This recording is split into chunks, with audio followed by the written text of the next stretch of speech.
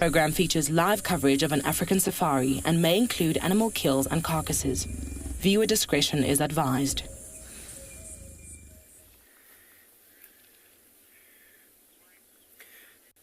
Good morning, everybody, and welcome to Wild Earth and your very own African safaris live from the African bush. I'm Dan this morning. On camera, we've got BK. But this morning, let's spend a bit of time looking in the riverbeds. We're going to be looking for some lions and leopards here in Ngala, Djuma. I know we're also looking for some hyenas and some hyena cubs.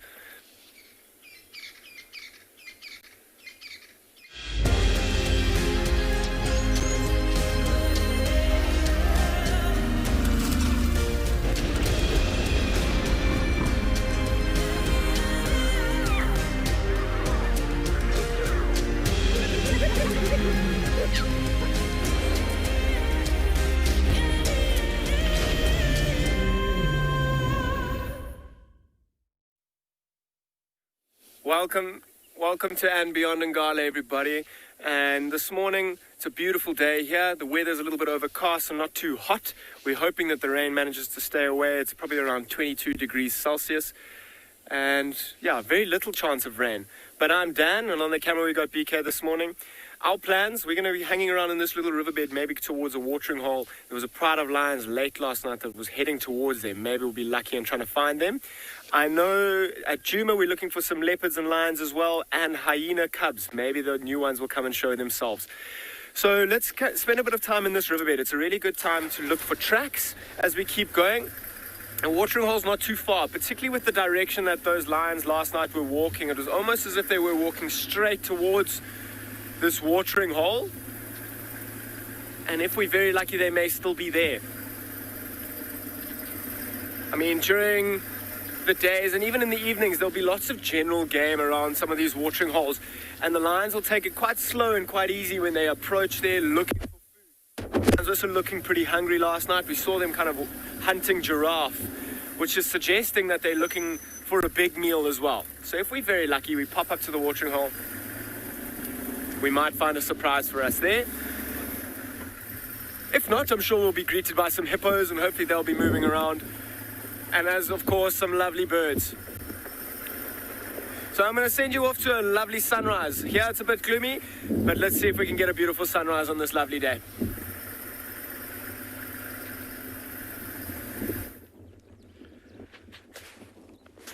Dumela, hello from Tswalu, Kalahari on this very beautiful and fairly chilly morning.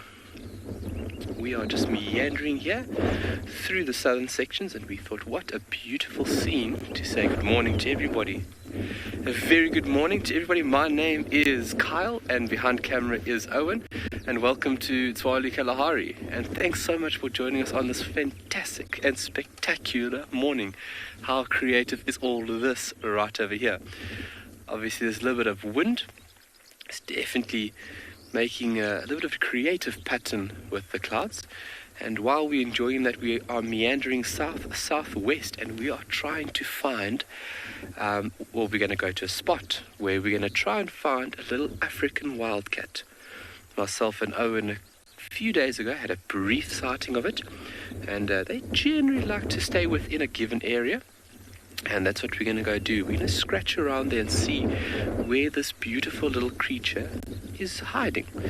And then hopefully befriend this beautiful little creature, which would be quite nice for us. What an amazing animal to view if we do get lucky.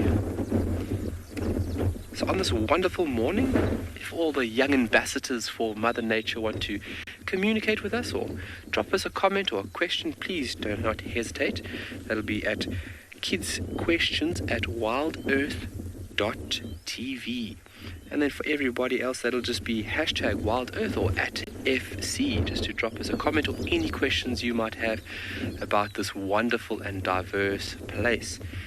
And then don't forget to check out that wildearth.tv/explorers for the adventure seekers.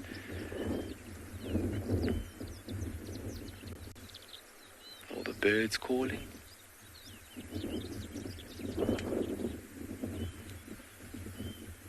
Oh, I get lost at looking in the clouds sometimes. Guess that's where the where the saying comes from, get your head in the clouds.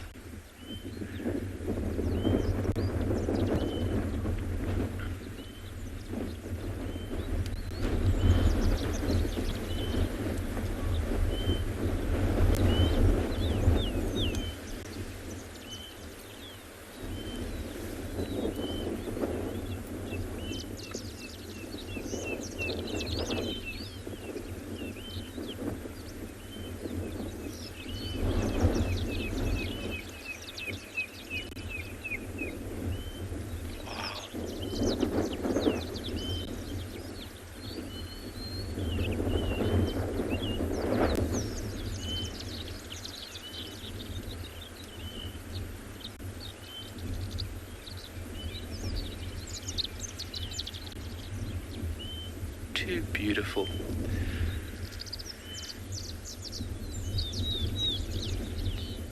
And what a privilege it is to be able to listen to all those beautiful sounds with you guys.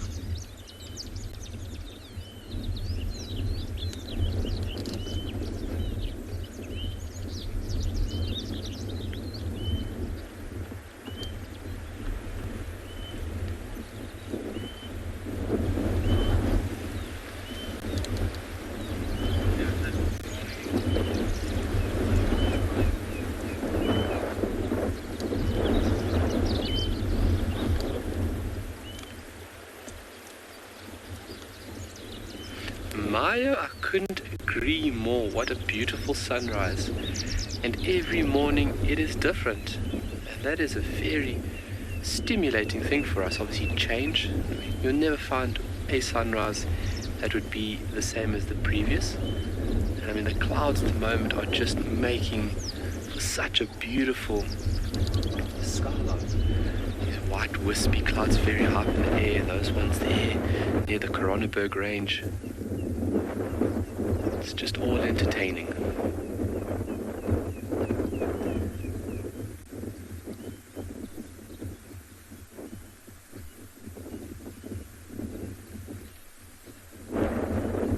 It's very important to stop and appreciate moments like this. You know, enjoying that sunrise, looking at that light. Obviously, rising before the sunrise is very important for us to enjoy it and to be in the normal cycle of things. You know, sunrise and sunset is just so important for us as humans. Obviously, we are governed by it. You know, having that beautiful star burning like that gives us the ability to see and obviously operate. That's our normal operating time. Unfortunately for some people that work under the cover of darkness, but thank you to the people that do that. Obviously very important jobs like nurses and doctors. But watching the sunrise is such an important thing for myself. And obviously as guides we have the luxury of being out here as early as possible.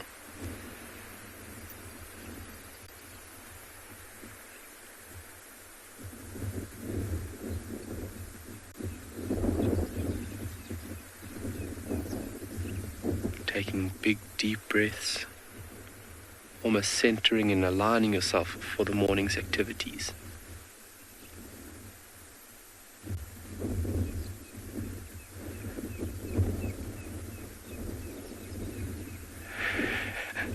A comment made by FC, it looks like the sky is on fire. Yeah, the way that the light is pushing through the atmosphere at the moment, you'll get these different colors being illuminated and scattered, basically. That's what's actually happening there. Red crested koran in the background.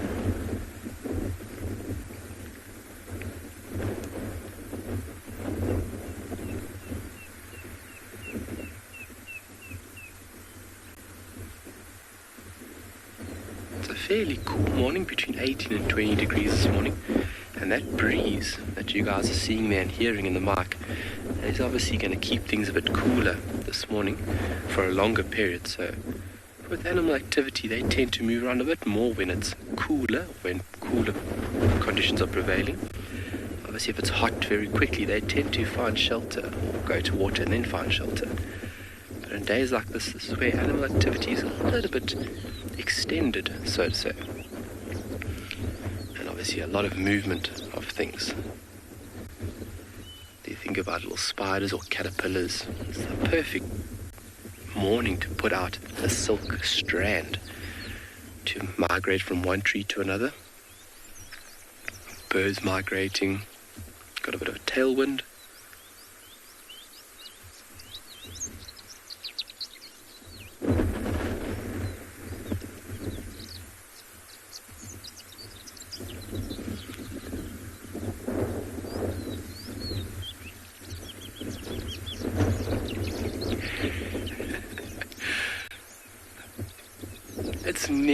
It's nearly peaking up over that Coronaberg. It's getting very, very bright there.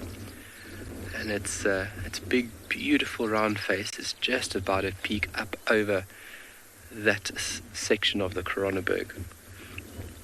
And how beautiful you can see all those slight undulations of that mountain. I mean, it looks fairly smooth, but believe me that when you're up there, it's fairly rocky. And just the shape of these mountains is just breathtaking. Beautiful bands and folds.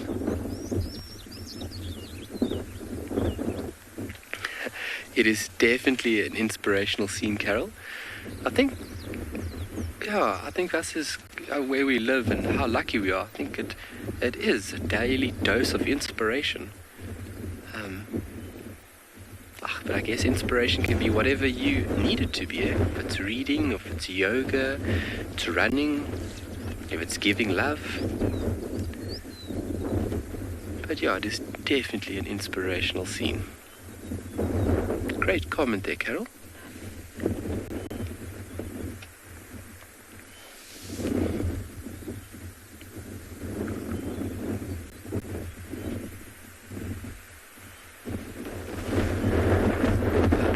Are just starting to change now, where it's starting to become more blue above us and obviously very, very illuminated around that Coronaberg mountain section.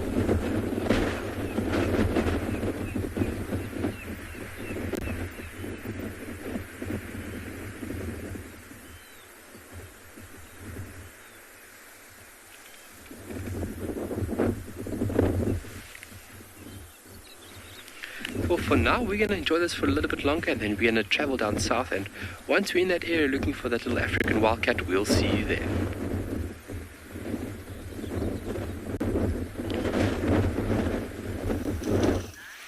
Well, morning everybody. I'm going to keep quiet because it's absolute pandemonium at the moment.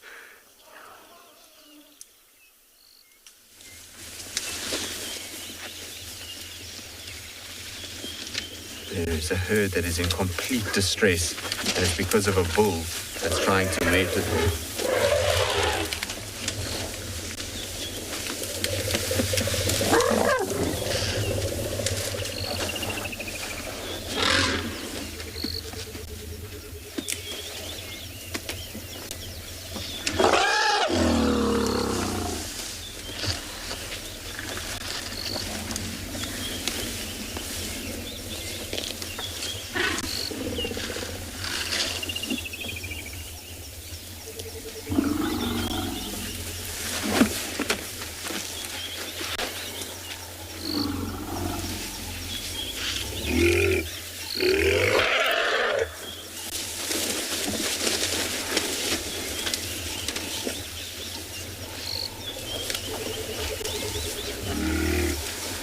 See the bull in the middle there now, and the problem is he's running into the herd, and there is a tiny little baby elephant that he keeps running into, which is causing mass panic amongst this herd. You can see everybody is on edge. Nobody is happy about what's going on. There's lots of kind of leaking from the temporal glands and obviously lots of screaming. But before we get into all of that, I need to say good morning to all of you while there's a kind of hiatus in the chaos.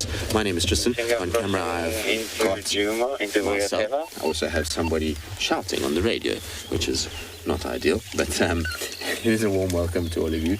Like I say, you can see the Ellies now have all of a sudden just settled a little bit, which is good. But we found them because we could hear them screaming. I heard them right at the beginning of the morning, and I thought maybe there was something predator-based that was around. But it's turning out it's bulls that are trying to mate with a cow. And like I say, they are just causing havoc in amongst this herd. The problem with this is being close to the elephants when they're like this is a bit tricky. You've got to be aware of what's going on, because the bulls, when they chase these cows, they just run, and that causes everybody to kind of panic a little bit and to bombshell and run in ways that they potentially shouldn't. But it seems like we've calmed down a bit now, which is good. Shame, girls. Are you being harassed by the boys? There we go. It's just calming down, which is good. There's obviously one female in here that's in estrus now, and the male is a young bull that's chasing her around. And what happens then is sometimes with these females, particularly if it's a younger female, which it looks like, she gets a bit scared, and she starts to run and complain, and that triggers then all of the herd to start getting a little bit uncomfortable, and everybody then starts to run, and kind of it just becomes a lot of chaos, and no one's really sure what's going on. Babies get knocked over, which causes the bigger adults to get involved and get really upset. And this is why often you'll find younger bulls being chased out of herds, because as their testosterone levels increase, so they become more like this, where they start to harass the cows, and that's when the older females deal with it and chase them away. Unfortunately, in this instance, the bulls that are here are a bit too big for the females to be chasing. You can see here on the road, the bull at the back, you see how much taller he stands, and he's still not even a big bull. That's a kind of 20-year-old rather than one of these big 30, 40-year-old bulls that we sometimes see. Do you see how they're sniffing us? Look at that. Quite a lot of indecision in the herd as well. Often when you see elephants stop and when their feet just rock slightly, that's when they're a little bit kind of not sure of what to do and where to go, and who this other kind of foreign object is within the group. Initially, when we arrived and we saw the herd kind of all congregated on the road and screaming, the tiny baby that was in the middle, I thought maybe, just maybe, the elephant had given birth recently, and that was part of it. But then as soon as we saw a bull chasing a cow, then we knew very, very well that it's more mating displays that's taking place. And it won't stop. This male will harass these females the whole day, trying to be able to mate. And you can see these are another two bulls that are on the back end.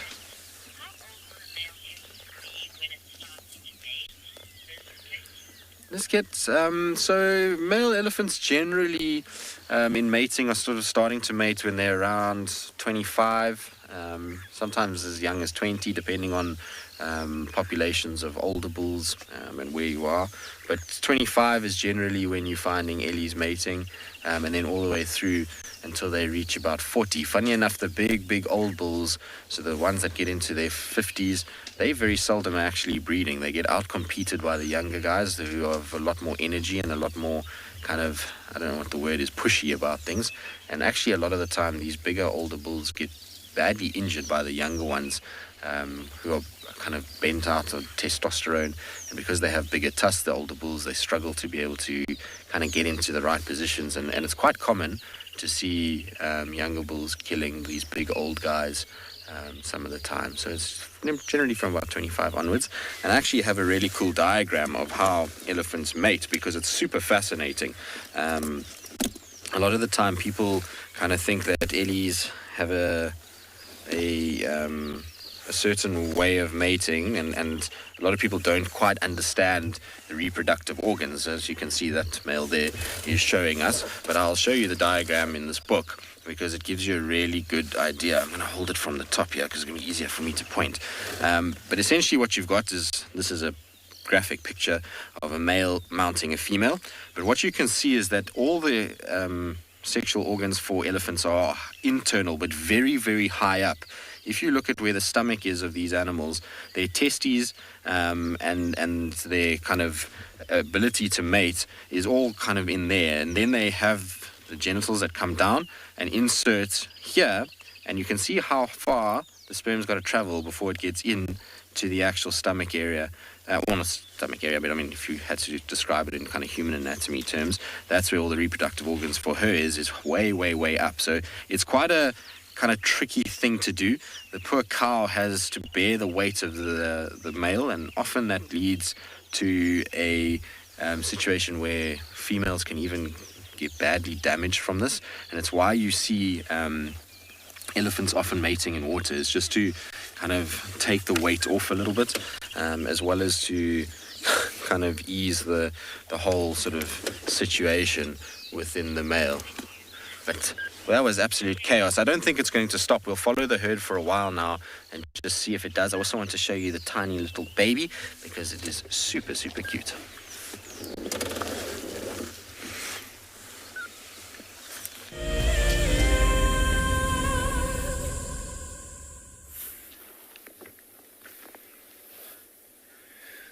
Welcome back, everybody. Now we've just found a beautiful dead tree with 2 knob-billed ducks and 2 Birchall starlings in it. I'm going to take a moment to just listen. There's all sorts of noises happening around us. I hope you can hear them.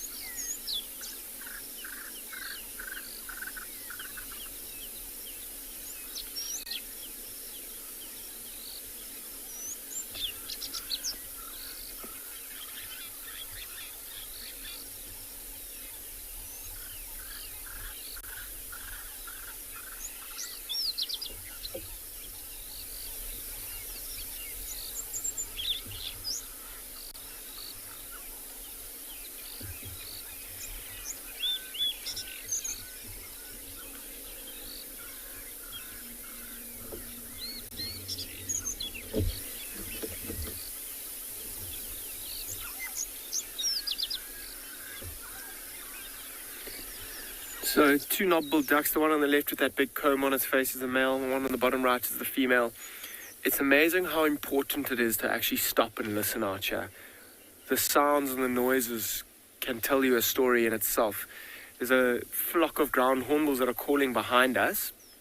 I'm going to maybe try and see if we can find them. They're beautiful, particularly if we catch them in a tree calling. So I'm going to turn around.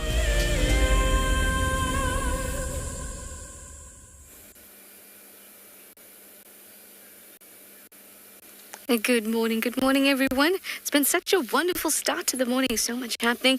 Lovely elephants.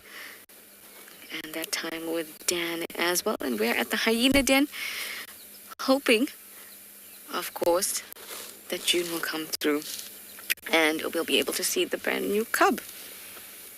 But for the moment, we've just got Corky, little one, and Ribbons too, out and about. And I'm also out and about. It's me, Trishal, and I've got Gert on camera with me. And we are enjoying ourselves because there's no sun beating down and there's also no rain. So that's very, very pleasant. But it seems just like me, the cubs are still waking up.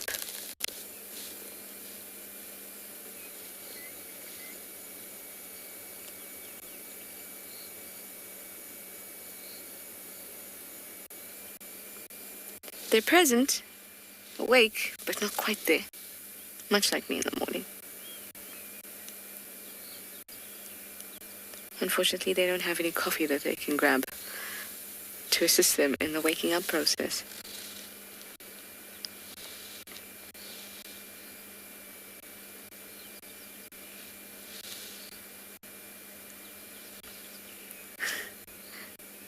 There's part of another. You just see the ears behind that little mound.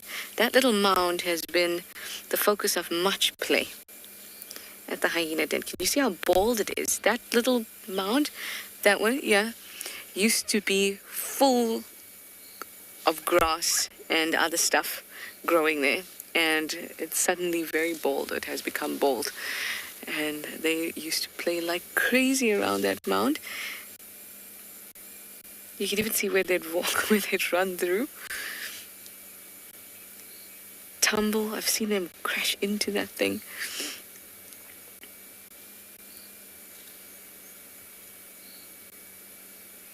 Well, maybe later on we'll get to see them having a bit of fun. But for now, it's just Corky and little Corky having some mummy and me time. So I haven't seen any other adults around, and we know that the primary focus today at the den is going to be the hope that June will come so we can see the little cub.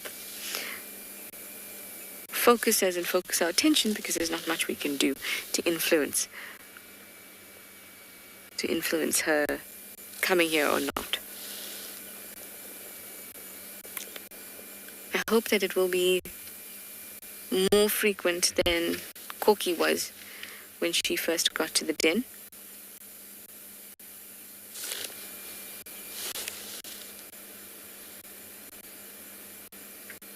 But perhaps given the rank, June's rank is kind of unknown, but she's not a high-ranking individual. We'll really need to see her interact with Ribbon and Heart to know that, because the interaction I saw with her and Corky was very, very mild. I was really unable to determine who was dominant. In fact, if I had to, I would probably say Heart was a little dominant over Corky, because Corky seemed very nervous. But it was so mild that I wouldn't base a decision on it. But given that June is lower ranked within the clan, maybe she won't come to the den as frequently. Either way, we're going to be here to watch. All right, Tristan is still with those elephants. I hope he's having a wonderful time. In fact, I know he is, because he's been waiting for elephants.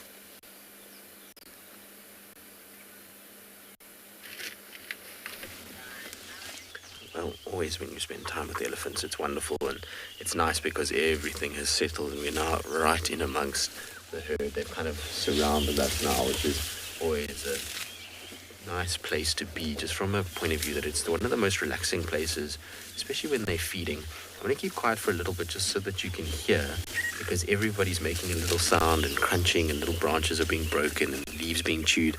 And for me, it's always just so relaxing to sit and hear the birds and them feeding as well.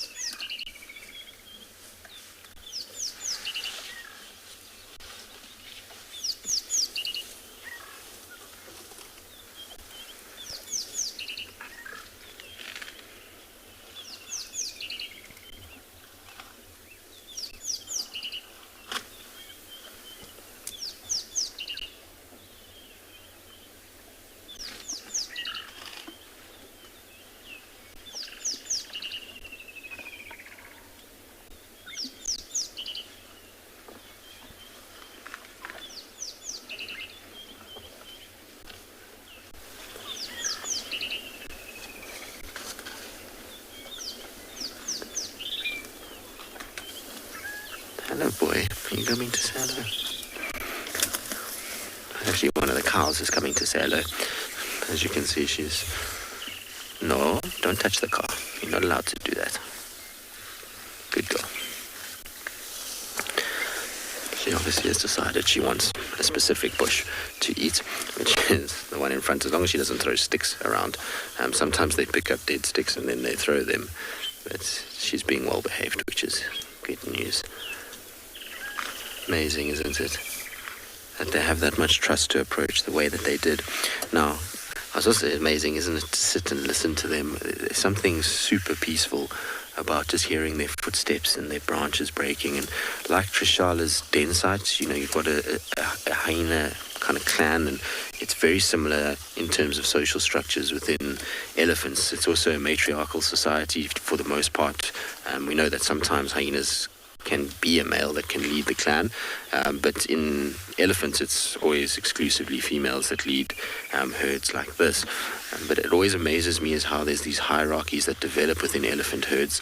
It's especially big herds, and you find that there will always be these kind of little family groups, but there is one big matriarch, and she'll be able to dictate what goes on. Now, she doesn't necessarily have the lineage to always be the matriarch. Sometimes you'll find that with females, their daughter might split off and form their own herd.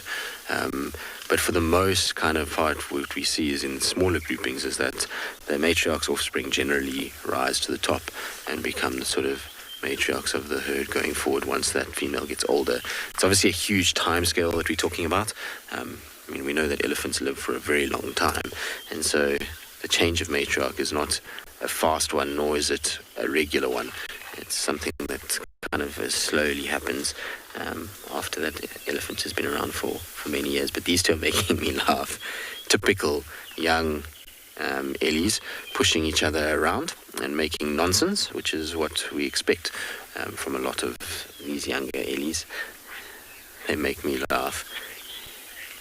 All right, well, we're going to sit here. We'll see what else happens. I'm trying to see where the tiny little baby is. I haven't seen it yet come past, so hopefully that will make an appearance. In the meantime, though, let's send you across to a feathered friend.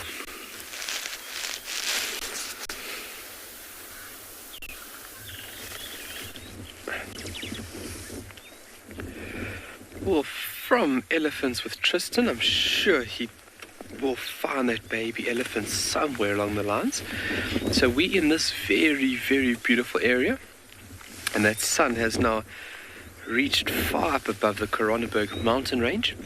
We're just watching this little bird because it is giving a call that is continuous.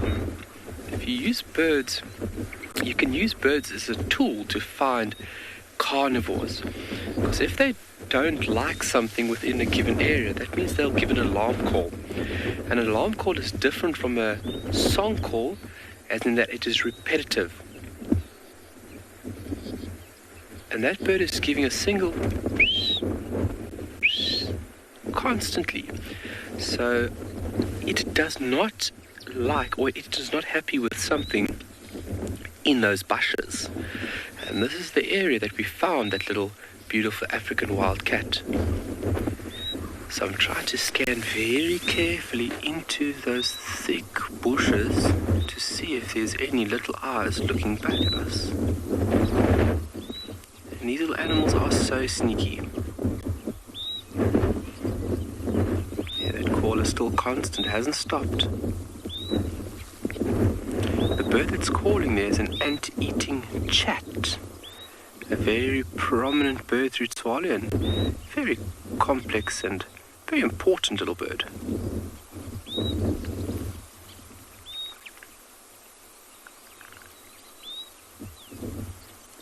Oh, I don't know if it is us or if it is a kid, but I don't see anything in that tangled mess.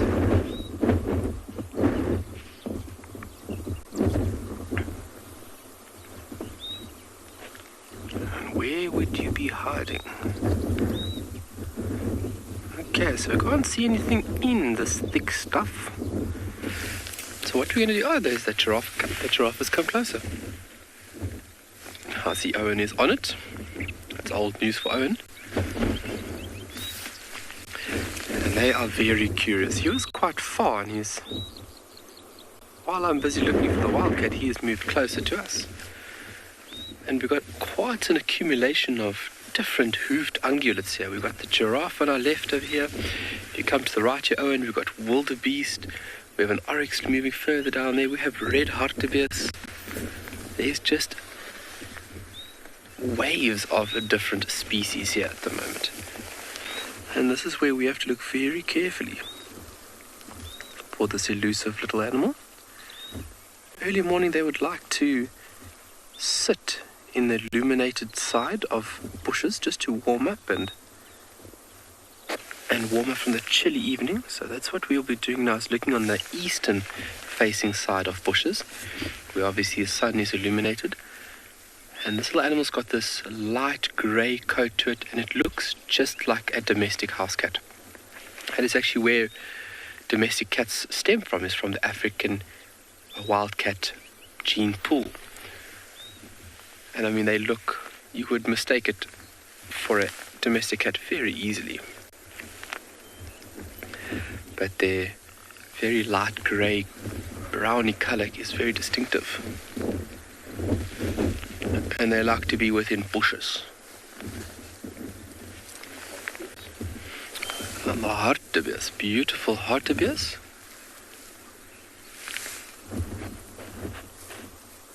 It's a lot more to the east of the reserve right now, where a lot of new shoots have flushed.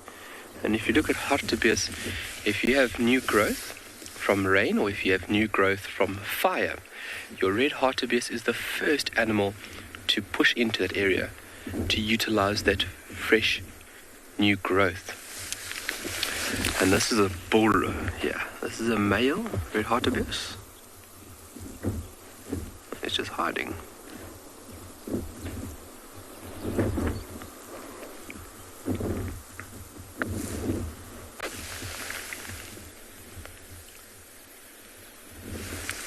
And now that bird has stopped calling.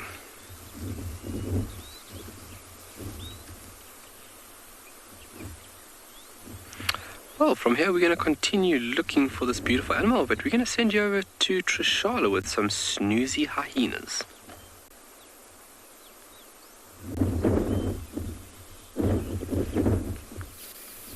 They are snoozing. Kyle, and I also wish you all the best to find your African wildcat. I've had a few sightings with it on Djuma, always very, very brief. The cubs are slowly but surely waking up and exploring. They got a sudden fright. I thought maybe June is coming. They'll get up and look in the same one direction when another hyena comes. It's not like they'll just lie down and it walks around. They really come to attention.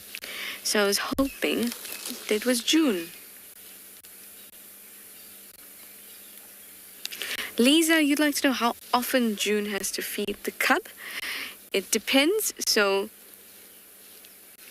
the cub can actually go maybe 10 days without being fed. But she will generally feed the cub every day if she can. But if she doesn't feed it today and feeds it tomorrow, it's not a huge deal. If she feeds the cub once a week, for example, at this early stage where it would be probably about a month old, but we need to have a good look to see how old it is. At about a month old, unless that cub is used to that kind of feeding schedule, the cub might actually get a little bit distressed,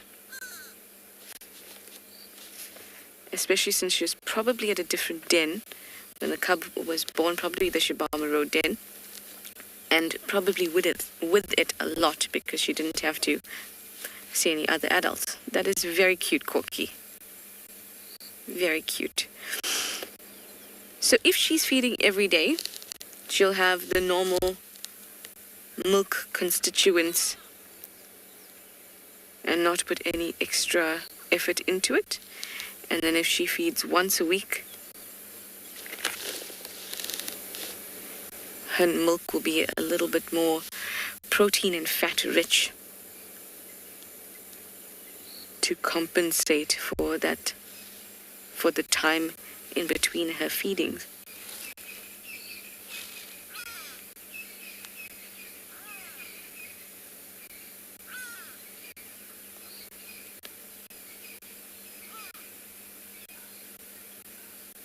Oh, Cocky, are you gonna throw up?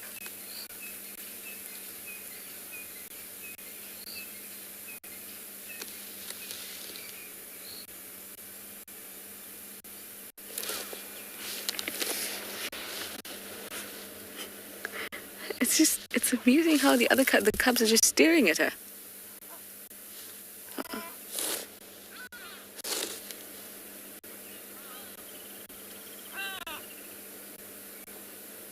Oh, Corky.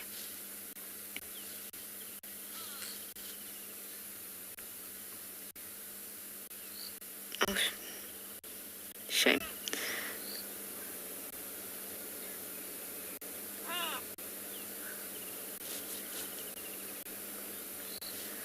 You know, food is food, unfortunately, even if it's partially digested.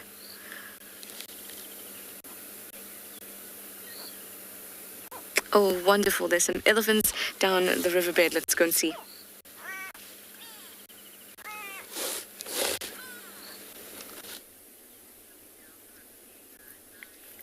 Welcome back, everybody. Quite a special little scene here that we found. There's a small herd of elephants that are feeding on the banks of the Timbavati riverbed. And at one point, it looked like they were about to run down the steep bank. But it seems they've kind of changed their minds.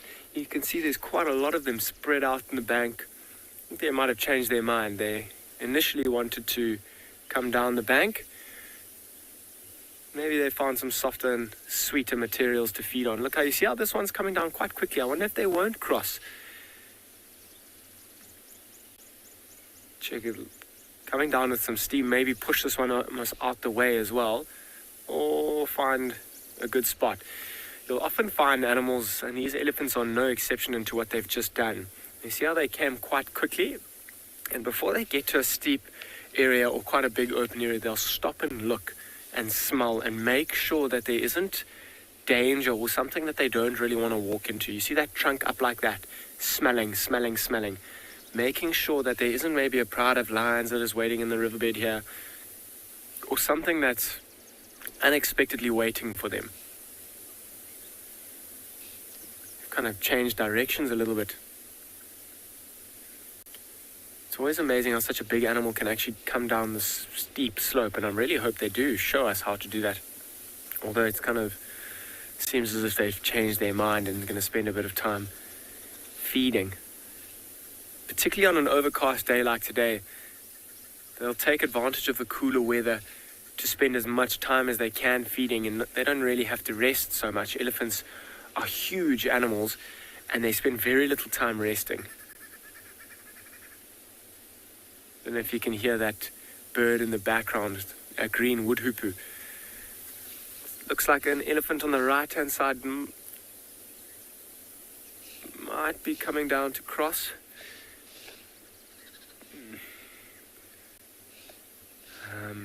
Just underneath that tree there, BK, it might come down to cross. She also quickly just put up her trunk to smell before she did.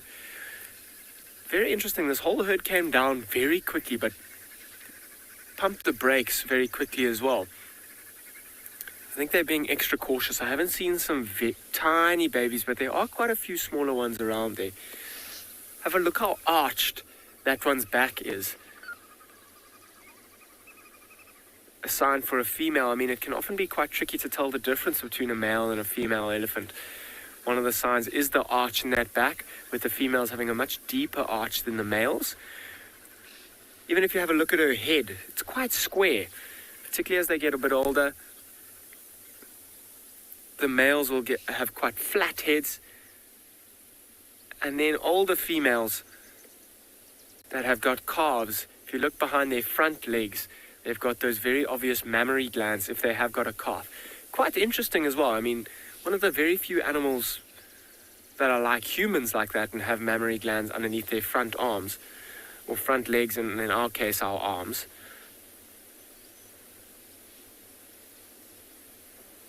I'm just going to stop and listen quickly. BK, if this elephant on the left here, it's busy scratching up against the tree.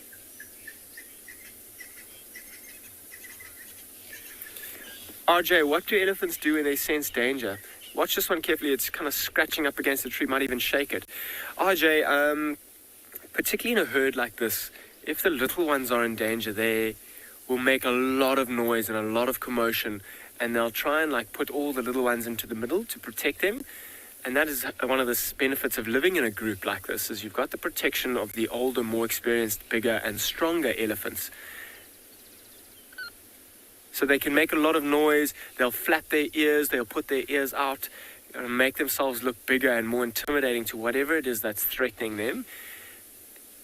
And if need be, I mean, it's the last resort because it takes a lot of energy, and elephants also risk injury if they put themselves out into a conflict. So if the last resort comes, they will in fact charge and try and push whatever it is right out of the way. And elephants are kind of right at the top of this pecking order in terms of that, in terms of size and strength. And most animals will make way for an elephant.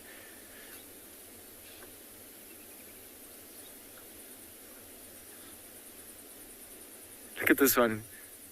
I wonder if it's not right on a steep slope and it's trying to push and get to this branch. It was initially scratching its backside on that big tree, and with such thick, coarse skin, you could actually hear it quite clearly. It's stopped now. It looks like it's trying to reach to some roots. It seems like these elephants have actually changed their minds in terms of crossing the riverbed.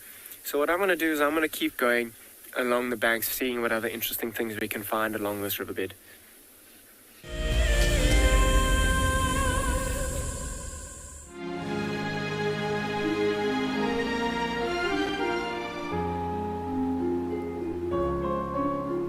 You are cheeky. That was a brave decision. Amber Eyes is... Oh. That is so magic.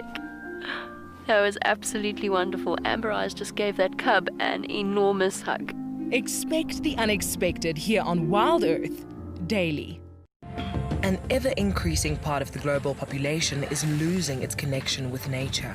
Wild Earth is here to reduce people's stress and anxiety, allowing you to escape into nature even just for a few hours a day. However, Wild Earth is expensive to run, and we need help from you to keep this ship going. Wild Earth Explorers gives you the opportunity to be part of a program that supports the sharing of nature with the world.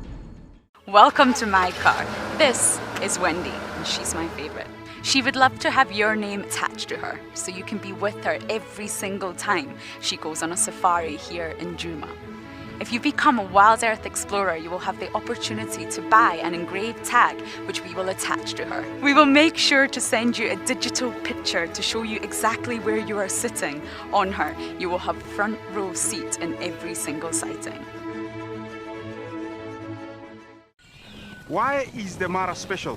It's one of the only few places that you can find the annual wildebeest migration. I will still go for the lion. The main reason is a sign of royalty, leadership in my tribe, and apart from that, over here, it is feared by all but loved by everyone. Catch up with the guides daily here on Wild Earth.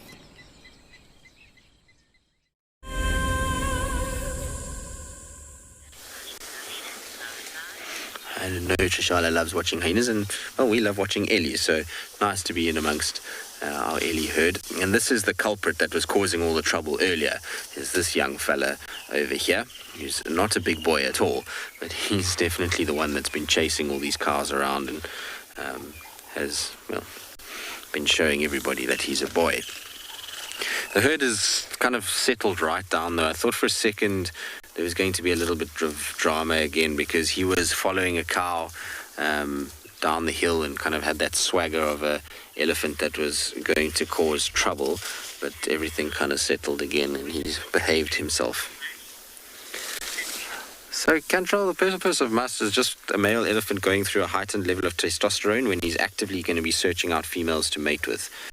So it's creating a time in an elephant's life where he's going to ignore just feeding and eating and drinking, and he's actually going to actively seek out opportunities to reproduce, essentially. It's driving him to find females and to continue the species, much like an estrous cycle in a female. You two boys, I'm sure, are going to start pushing and shoving. It's actually quite interesting. There's an elephant that's right on top of a mound in front of us as well. Another bull coming from behind us. There's Ellie's everywhere. It's a big herd, this, actually. I'm quite surprised you can see her. She's just dropping off the back of the mound now. It's quite common to see Ellie's on top like this. They often like to go on mounds because they can find nutritious food up there, whether it be the grasses that are growing. You can see that particular mound is covered in grass, as well as the big knob thorn that is there that would be probably what she's targeting. Looks like she's sniffing around on that knobthorn, so she's looking for any signs of leaves or things that she can feed off. Now, you might notice a can that is kind of punched into the tree there. So that is a program that's being run at the moment to try and protect particularly knobthorns on Djuma. So what's inside the can is they basically take the can and they nail it to the tree and they fill it with creosote. And the elephants supposedly are not supposed to enjoy the smell of creosote and therefore leave the tree alone. But as you can see there, is that it's not really working very well, is it? I don't know if the creosote is maybe finished in that particular can and needs to be kind of applied, but they're trying different techniques just to try and see if they can protect some of the larger specimens of trees that we have here, particularly in the case of ones that are under a bit of pressure, like knobthorns. Hi, boys.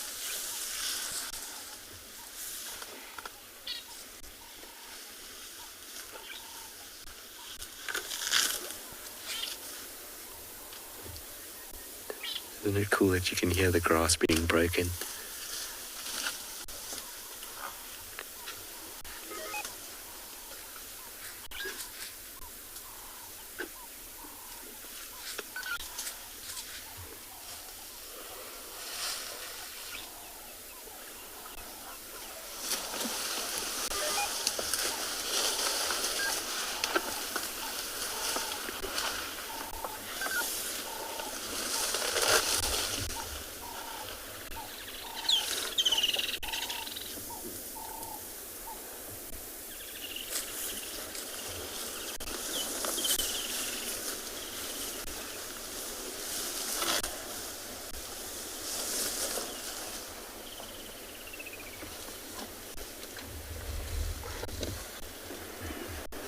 Something special about having Ellies walk past like that. One of my favorite ways to spend time in the bush.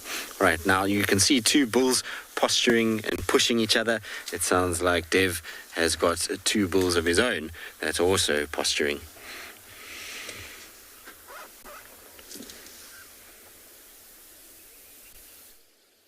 Live.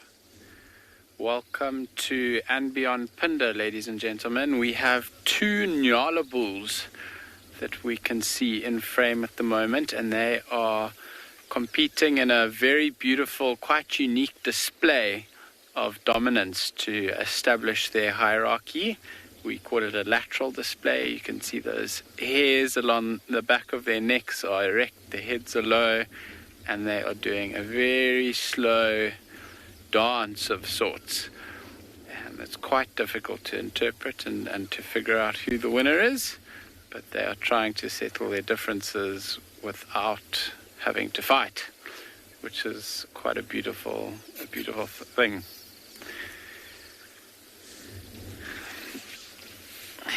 My name's Devon, and behind the camera we've got Glenn. We're coming to you for your live safari experience this morning from Phinda Private Game Reserve. And these two Nyala are one of the first interesting things we've managed to find this morning. So we came down to the watering hole, and these two one was drinking and the other one approached. And as he approached, the male that was drinking didn't take too kindly to his advance, so they began lateral displaying. For now, it looks like they are feeding. The hair on the back of the further Nyala is still standing up very straight. Actually, this close one is as well.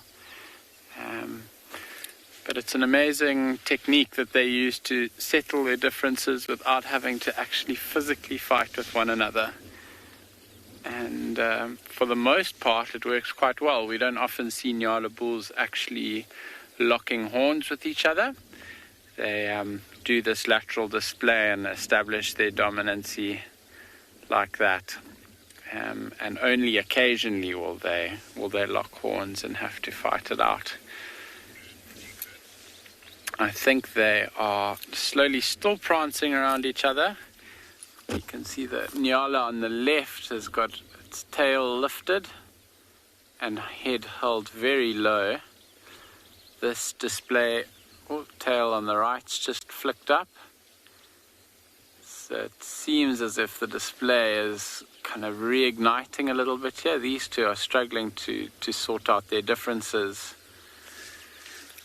with their display. So you might find that we are going to see some horn locking.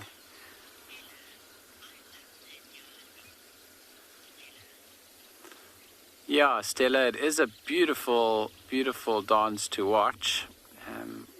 These two bulls are really displaying as much as they can here, putting on their best performance. I'm not sure if anyone here has actually seen, or anyone with us this morning has actually seen a Nyala locking horns, the bulls. It's quite a sight to behold when it does happen. I've only been able to witness it once or twice, that they weren't able to sort out their differences through this display. The Nyala closest to us, if you have a look at just behind his ear there, he's got a big swollen bump on his neck, possibly some sort of infection of just underneath the skin there. It's quite swollen. As he scratches the other side, you can really see it stand out. And those very characteristic brown socks that they wear, very distinctive of the Nyala.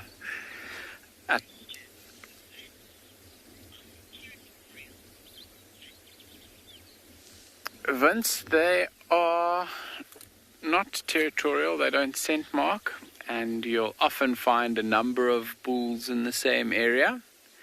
However, they do have a dominancy hierarchy, so they don't control a territory, they don't push other bulls out of the territory. They will follow after herds of females, and when the females are ready to mate, I think that is when this dominancy display is most important for them. They compete with one another for mating rights, and the most dominant Nyala will have the rights then to mate. Glenn, if you pan across to this heron on the bank over here, it's just caught a fish. So we're at this watering hole. Oh, it's going down. So this is a grey heron, got a fish in its mouth, and it's going down. There we can see the bulge in its neck as it swallows it. So that fish is now very much sitting in the neck, of that heron. And if you look a little bit further down, you might be able to see a bulge in the throat. So it swallowed that fish and it's going back for another one. If you look carefully in the water around the heron there, you can see all the little bubbles coming up and little disturbances where the fish are breaking the surface of the water. And the heron's cocked its head to the side. So it's using the eyes, which are on the side of its head, to really get the best view. And when it curves its neck right down into that S position, it might be getting ready to strike. So it'll use its neck and its bill to pluck the fish out of the water. And this dam's got quite a lot of small tilapia. And, got one, something small. That was much easier to swallow than the first one. About 15 minutes ago when we arrived at this watering hole, there's a crocodile underneath here somewhere that actually chased this heron. You can see that heron's holding its head to the side now, trying to get a better view. Maybe the reflection of the water is a little bit interfering, so he's just moving his eyes out the way. Jen, that is a very good question. Lots of bird species have adapted to swallow things that are quite large. So herons, there are all the kingfishers, and all the seabirds as well, like cormorants, gannets. They all catch fish and manage to swallow them without choking. It's an adaptation that they've developed. I'm not sure if you are familiar with a bird species called a bearded vulture. They are probably one of the most impressive and endangered raptors that we've got in South Africa. And they actually eat bone. So they swallow entire pieces of bone and somehow don't manage to choke. So this heron swallowing little fish is doing quite well. They also, birds have got what we call a crop. So down close to where the neck joins the body, there's a space that they fill with food and before it goes into the stomach. And this heron will swallow these fish and they'll go straight into the crop before being digested further. And then just behind the heron, maybe 10 meters or so behind the heron, we've got the crocodile that is now swimming across, coming back around. Glenn, if you could pan across to that. So this crocodile caught a fish earlier as well. So he's hunting the same fish that the heron's after. Had a lunge at the heron, like I mentioned, and the heron had to kind of fly off and move away. But it does seem like it's starting to come around this corner again, back towards where the heron is hunting. Yeah, the head's just dipped under the water. And crocodiles are extremely stealthy hunters. They manage to hide themselves underwater. There we go, watching it disappear. For most animals, they'll have no chance of being able to see this crocodile coming to grab them if they were coming down to drink. We watched some vervet monkeys climbing over the side of this watering hole a little bit earlier. They were coming to, I think they were quite keen on a drink. They were moving directly towards the water, and just as they were about to go down, they saw the crocodile lunge towards the heron, and they decided that they were no longer interested, and they decided to move off.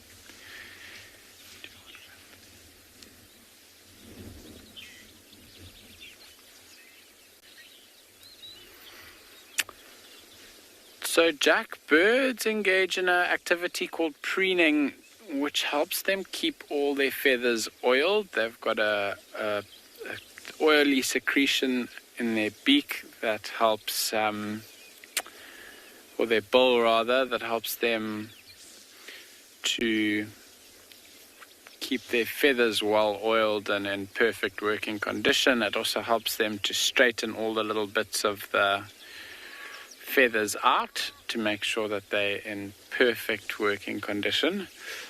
As far as I know, all birds preen, and definitely all birds that fly a lot will preen. And all these birds that we are sitting at this watering hole this morning will most definitely preen. They kind of like a pre-flight check before you take off in an airplane. It's quite important that you know that everything's working and you're not going to fall out the sky at halfway through your flight. I think very similar for birds. They need to make sure that their feathers are all in tip-top notch so that they are operating at as close to 100% as possible and that they can trust their flight. The crocodile has come back towards this heron now, and it's just dipped underwater, so it'll be really interesting to see if it lunges at it again. Looking around, can't see where it's gone, so I can only imagine it's slowly moving towards the heron. It put its head up in front of the heron maybe a minute ago. It'll be an amazing, amazing thing to see if it does give it a bit of a bash. And these birds are very quick to react and have the element of flight on their side. So although the crocodile might surprise that the heron is able to get away very quickly, with a quick flap of the wings, it can reverse a good couple of meters.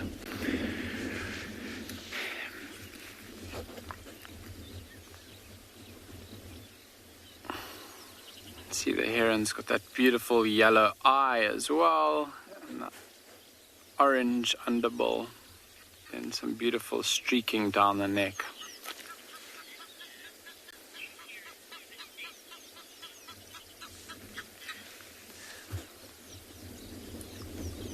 Linda, herons and other birds, their sense of smell, they say, is quite underdeveloped.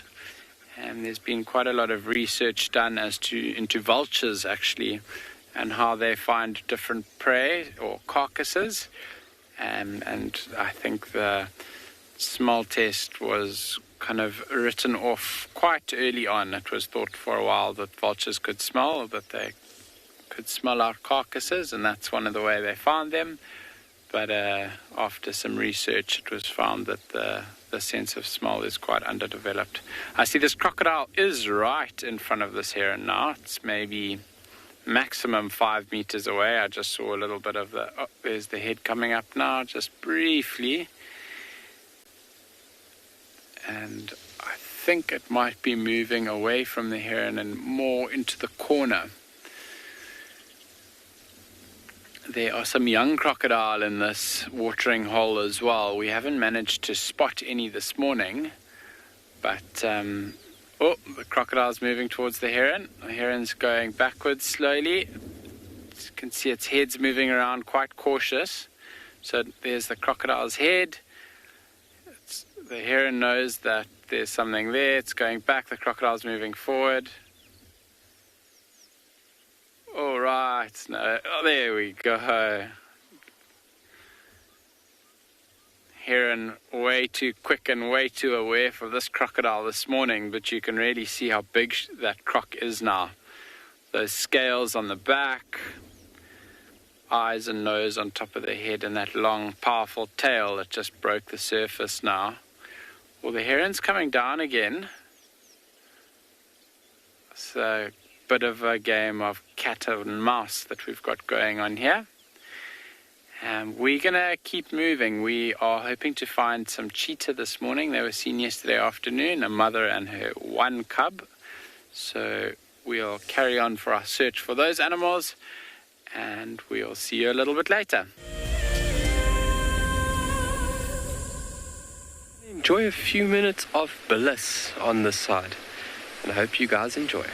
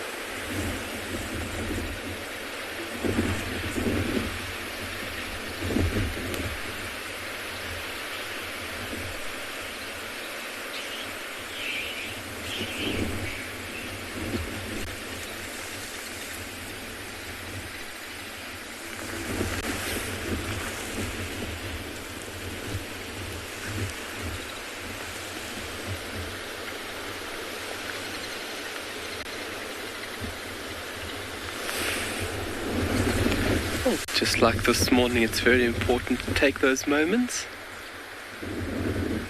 and just appreciate the raw beauty of nature. It's only at those points where you stop and appreciate does it really become magnificent.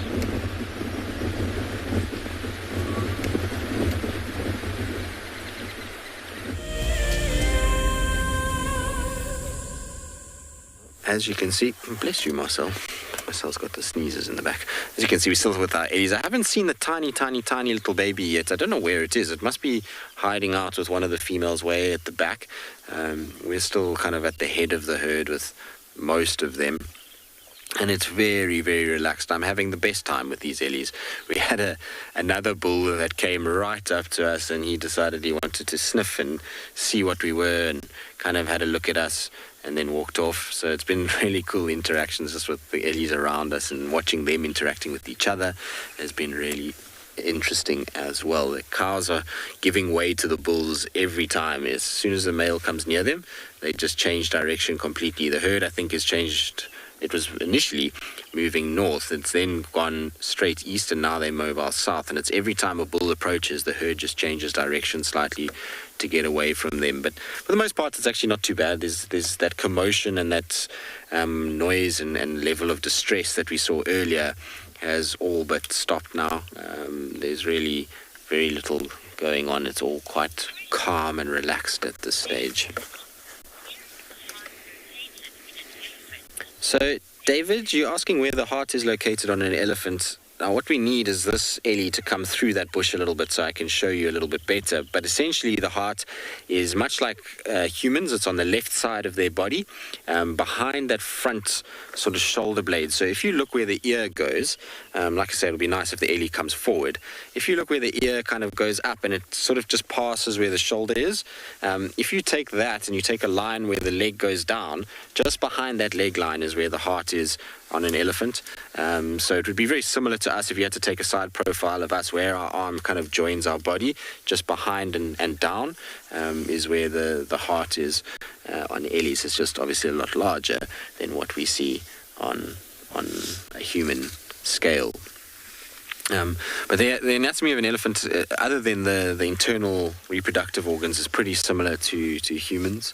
Generally, the kind of organs and where they're laid out would be comparable to that of a human. Now, what I'm going to try and do for you quickly is, if you look at this elephant, Marcel can do it. I've got a little laser pointer, a little green dot. So what I want you to look for is the green dot on the elephant's skin. So that would be where the heart is. We just obviously don't want to shine in the eyes. Come through the bush so I can show you. Hopefully it will stop here. But if you look for the green dot, you see there where that green dot is? That's roughly where the heart is on this elephant. It's basically situated just behind that front shoulder blade, which is what I was trying to show earlier. It's much easier with the laser pointer. It helps you guys to be able to see what we're talking about. But you can see how the herd is kind of splitting into different groups now. It's quite nice. They're all sort of spreading out and having a good feed. And there's a beautiful big cow over there. Okay, well, we'll stay with our Ellies. I'm having the best time with them. In the meantime, let's send you across to a little baby crocodile.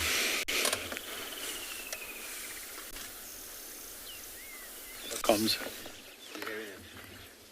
Welcome back to the far side of this watering hole, and we have managed to find a whole number of small little baby crocodiles. I did a quick count using my binoculars and I counted 40, which is absolutely incredible. They got a little bit of a fright when we came driving past and jumped into the water, and you can see them all are wet now and they are starting to all come back out onto the bank. So after maybe a bit of a chilly night, being cold-blooded reptiles, they are coming back into the sun now to warm up and begin their day with some sunbathing. I think it's a pretty fine way to start the day. For 6:45 in the morning, it's what a treat to be out and about in the sun. Now, all these little crocodile are of a similar size, so I would say they're probably from the same clutch or nest, as it's known for a crocodile. And that crocodile that we saw not 5 minutes ago is perhaps the mother of this clutch. At this watering hole where we're sitting now, that crocodile was the only large one I saw, and they have been known to stick around quite close to their young. me and Glenn were just discussing about the possibility of her having that altercation with the heron and not being too excited about the heron being there, because the heron might be just maybe a little bit big enough to harm some of her young here. So that is a potential as to why the crocodile was trying to chase that heron away. I haven't seen crocodiles chasing heron like that before.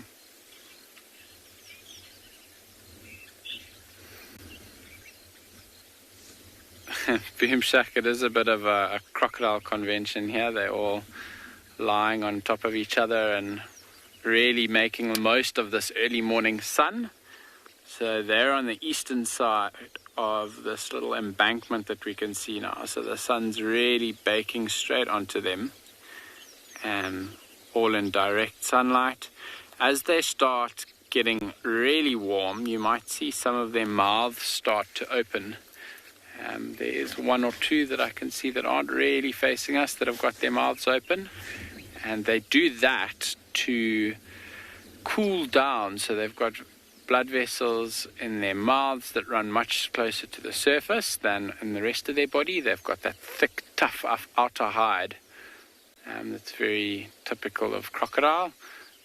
So it's not easy for them to lose heat through their backs and through their skin. So they open their mouth and manage to lose heat through those veins and arteries that run much closer to the surface in their mouth.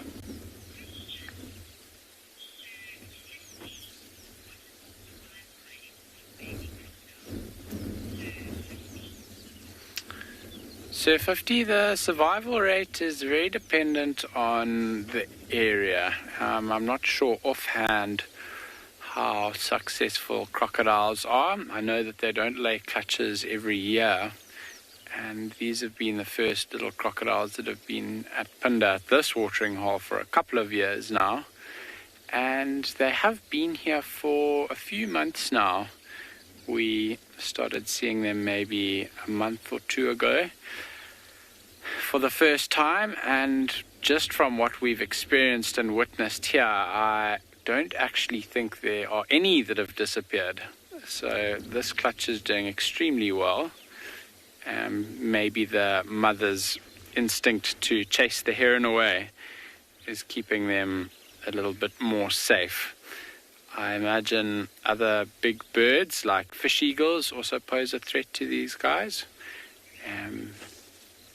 And maybe even some other big raptors that have got strong, powerful talons, but their little crocodiles are quite sharp, and I think they manage to escape those predators by ducking straight back into the water as soon as they sense any trouble coming. They'll also spend a lot of time around the water's edges and in shallower sections that have got lots of reeds, and by doing that they manage to stay out of the way of any bigger fish.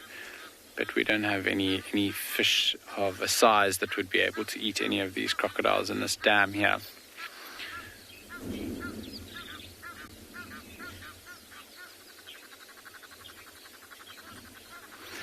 We are going to leave this sighting now and go to Ngala, to a watering hole there. Myself and Glenn are going to hang around at this watering hole for a little bit longer, though. There seem to be some interesting developments happening here. So we'll send you off to Ngala to have a look what's happening around those watering holes, and we'll see you a little bit later.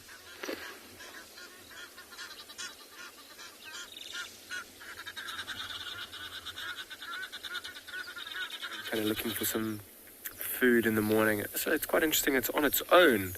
I wonder if it's not looking for a mate at the same time. And I mean, these will mate for life once they do find a partner. But this is a seasonal pan. I mean, Dev has been looking at little crocodiles and being lots of them and having a low survival rate. This watering hole's only filled up in the past few weeks, and it's a birding hotspot. So this little grebe has only just arrived as well. I've never seen it in this watering hole, and because I'm quite interested with birding, I've come and have a look here. quite frequently. And those little crocodiles, I mean, depends how little they are, if they get the chance to take this little grebe on the surface, they'll definitely take it. And that'll go quite a long way to ensuring their survival, is finding a constant meal like that. I'm going to stick around here as well. I mean, listening out particularly for specific bird calls. In the past few weeks, we've been really treated with some bird sightings, some unique and rare bird sightings. One which would have to be a highlight would be a rufous-bellied heron, which we saw here. I'm going to have a good look. I'm sure it's still around, but quite secretive birds. We're quite far out of their distribution up here at Ngala as well. So it's definitely a first recorded ever here. And might even be a first ever in this part of the Lowveld, which is quite special. Malachite kingfishers as well hanging around here. This little grebe is just gone.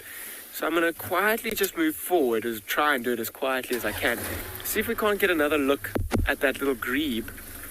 Or just, I'm going to keep putting my binoculars on the banks, in the thicker areas, try and see if we can't find maybe a dwarf bittern. Saw one of them the other day here. Let's see, here's this little grebe. You see the denser foliages on the banks as well. That's kind of where we're going to be looking. See if we can maybe see a heron or a dwarf bittern. Green sandpiper we saw here the other day. These are all pretty special birds. I mean, this little grebe moving around. Last night this pond was full of frog activity. I mean, that little grebe must be looking for tadpoles or smaller insects that are under the water, and of course it's going back to where we came from. But while that grebe keeps going, I'm going to go a little bit further here as well. Keep checking in the thicker areas here and listening very carefully to see if we can't hear anything. So I'm actually going to just ask BK to put this up there, that white nest. I don't know if it's the bars in the way. Can you see it? A bit forward. Let's just try and coordinate this quickly. Yeah, that's the one. Oh, we're in the right place. So what we have there is a foam nest tree frog's nest, essentially. And you see how it's in the tree? That tree is right above the water. And we were just talking about frogs and tadpoles, and last night at this pond becoming alive with it, and that little grebe moving around looking for tadpoles to feed on. This nest will be made by a male frog, in which he takes his back legs and he'll kind of rub them together, creating this foam, and it'll stick to the branch like that, and the female will lay her eggs in there, and you can see it's quite dense and quite thick. The eggs will be in that foam. They'll be protected in there and out of danger. They'll also get fertilized in that foam. The male will deposit quite a lot of semen in that foam, and that'll fertilize the eggs. And once the eggs hatch, the tadpoles wriggle around, and once they wriggle around, they just drop straight into the water. Quite an interesting and unique survival mechanism. So I'm going to stick around here. I'm really looking for some special birds. I'd love to show you one or two of them this morning, but I'm going to send you to Tristan with a herd of elephants that is surrounding him. Good luck, Tristan.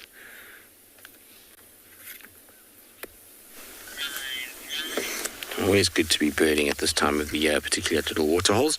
Lots to look for, all the migratories that start to arrive. As you can see, we're still with our ellies.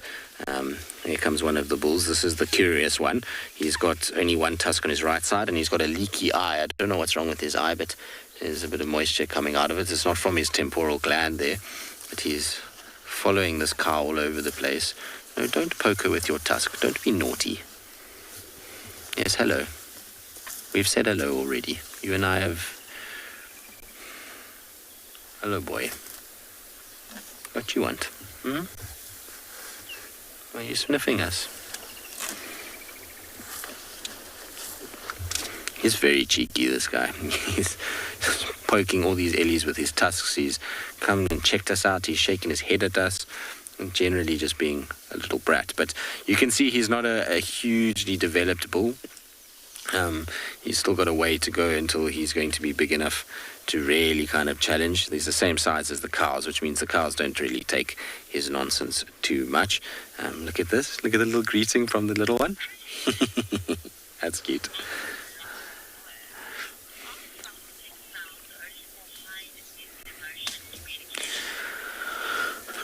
So, Lorimer, trumpeting sounds and whether or not they're only used during periods of high emotional stress. So, yes, you only really hear elephants trumpeting when they're in a mating period, so when they're being harassed by bulls, little babies that are trying to intimidate something. So that's the trumpet sound, or even adults when they're chasing something like wild dogs or lions. The really loud screaming is slightly different. That can indicate like a baby that wants milk that's not getting it, then they'll scream rather than trumpet. But trumpeting is really for when they are distressed and they are irritated and they're trying to show as much as possible that there is a major problem and that they are not happy about it. That's kind of what trumpeting is reserved for. But yeah, you don't hear them doing it just for the sake of it. Sometimes, although I say this, sometimes I have heard Ellies trumpeting in water when they're playing, and that's not a sign of distress. That's just sheer enjoyment. So I have had trumpeting Ellies in water, but again, that's when they play fighting, so maybe it is a protest of being pushed or shoved by another individual, or they're just really happy in a pool. And much like kids, when kids get in pools, their escalation of noise levels is quite intense, particularly if they're in a group together. So I'd imagine it's very similar for the Ellies, is that they have a really good time and they end up making quite a bit of noise. But everybody is very quiet now. We haven't even had any grumbles lately, no sort of sounds of them making a bit of noise or anything like that. They've been very, very relaxed. Saying that now, there's one grumbling next to me. I always love spending time with Ellies like this, especially after a period of very little elephant activity. So we haven't seen many Ellies at all since I've been back. I've seen, I think, more leopards than I've seen elephants since being back, which is a weird thing. So it's really nice to have this herd this morning and just to sit in amongst them. It's one of my absolute favorite things. It's something that I wish every person in the world could experience at one point, to be amongst a relaxed herd of Ellies. There's just something about it that you drift off into a different place when you in amongst them. All right, well, we'll sit with them a little while longer. I still want to try to find the little tiny baby and see how it's doing. In the meantime, though, let's send you back across to Dev with the crocodile and the heron. Welcome back to Punda and to this heron that we've got here. It did the most remarkable thing now. There's a hippo that's just out of shot, I think, to the right. And this hippo is moving across the watering hole. And the heron came flying across, landed on the hippo's back as it was walking through the water, and managed to grab a fish. I think this hippo might get out the water now. That will be a very cool thing to see as well.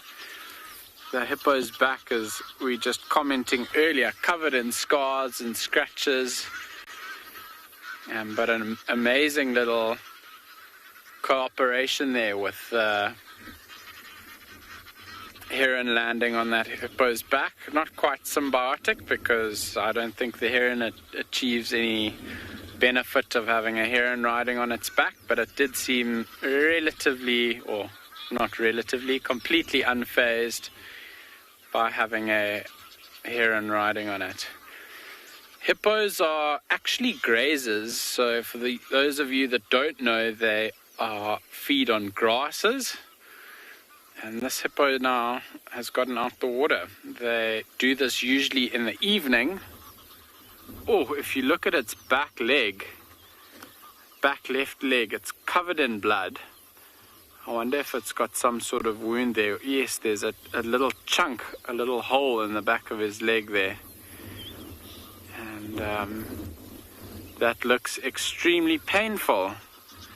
Quite a lot of blood. I imagine that's a deep hole, and it looks very much like a puncture wound. So, like something long and sharp has gone and stabbed it there. I think that might be another male hippopotamus from this watering hole that he came into contact with. They might have had a fight. And by him leaving and having that nasty wound on his back leg, I imagine that he came off second best, unfortunately. So back to these small little crocodiles over here. I believe there are a number of interesting questions coming through, so keep sending those through and we'll try to get to as many of them as we can. That hippo's moved off into the distance, into the bush. We can't see him anymore.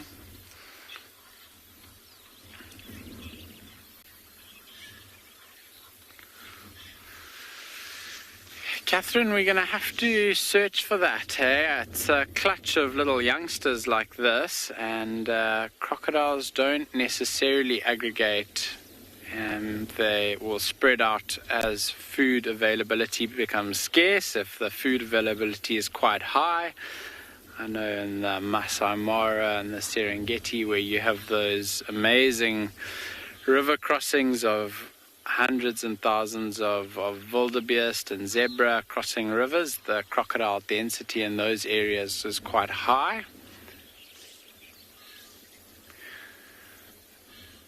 These crocodiles are now basking in the sun though, and I believe crocodiles sunning themselves together like this is known as a bask of crocodiles, which makes complete sense. The groups of hippos that we have are known as pods of hippos, which is also quite an interesting collective noun. But quite adequate that this should be called a bask. They are sunning themselves and basking in the golden rays of the sunshine this morning. We are going to stick with them for a little while. Every now and again when something comes past, that hippo kind of came walking past here, and a couple of the little crocodiles jumped back into the water for protection. I can only assume they were disturbed, and using the water is one of their strengths.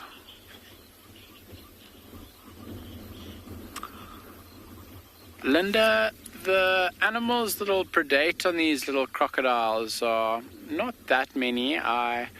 Like I mentioned a little bit earlier, we've got the bigger birds that might snatch them. I think if there are any large snakes around, maybe a python, we have African rock pythons that are here. I think they will, a big one anyway, will definitely try and grab one of these little crocodiles if it gets a chance. And I've heard stories of animals that feed on eggs. I think that is maybe when this clutch of crocodiles is at the most vulnerable, when they are still in their eggs and they are still buried. The things like water monitors, if there are any jackals in the area, any mongoose, they all will eat eggs and quite happily go hunting for eggs. So I think probably the most vulnerable stage will be at the egg stage, and to things like water monitors, mongoose, maybe jackal. And if a clutch of eggs gets dug up by some sort of predator, I think it'll be a bit of a free-for-all of other predators coming in and snacking on the very nutritious eggs that will then be available to them. But it would require an animal digging them up first.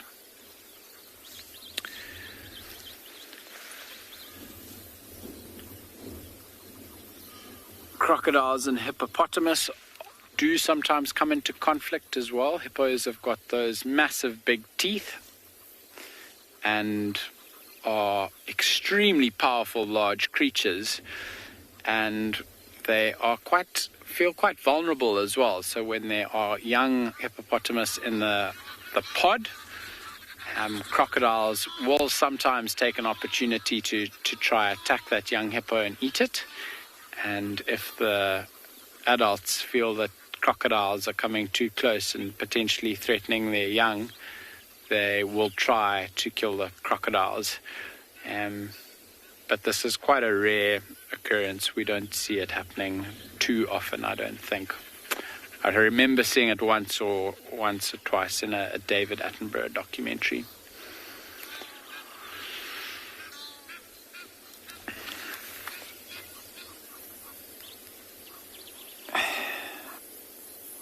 we look quite closely at some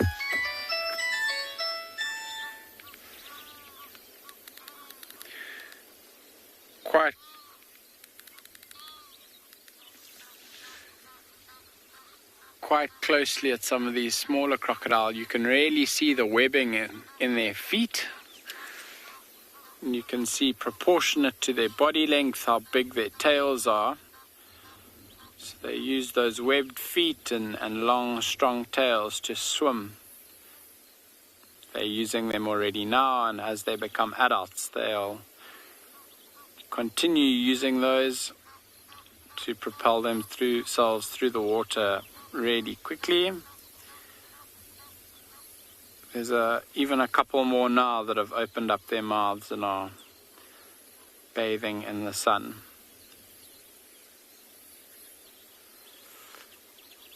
It's starting to get quite warm here, and I imagine in the next half an hour or so much more of them will have their mouths open and will be self-regulating or thermoregulating, as we call it, when an animal uses some sort of technique to keep its body cool. The temperatures up here in northeastern KwaZulu-Natal get quite extreme. In the height of summer, we have temperatures between 40 and 45, and extremely important for these animals all to be able to have techniques and little tricks up their sleeve to keep themselves cool when they do it. Animals like the birds struggle a little bit. You can imagine being covered in a coat of feathers is quite a hot experience when it gets nice and warm. And what a lot of the birds will do, in particular the cormorants and the herons, is they'll open their mouths and flutter their throats. So they very rapidly will move their throat outwards and inwards. It gives it a very much a fluttering effect, and they do that to pump air in and out of their throat. And because they've got such long necks, it helps them, quite similar to the crocodiles with the blood vessels close to the surface. It'll help cool them down. If we pan across to the right here, we've got a wildebeest that's now coming down to drink. We've seen those big crocodiles in this watering hole, and crocodiles, we all know, are quite opportunistic, and that crocodile that we saw chasing the heron was very large. An animal like a wildebeest would most definitely be on the menu for them. But these animals that come and drink here during the day are extremely aware of the presence of crocodiles and are quite skittish most of the time when drinking. You can see this wildebeest is very much drinking from a little corner of this watering hole, and not just out in the open at any point. And while he drinks, he'll be keeping both of his eyes peeled for any movement in the water. A lot of other predators will also use the watering holes to hunt. There he's up now. Yeah, you can see how skittish he is. He's not keen on staying around here for too long. He's going to move off to the left. He might move off completely, or if he has decided that he hasn't had quite enough to drink now, find another little spot that's perhaps a little bit more protected to drink from.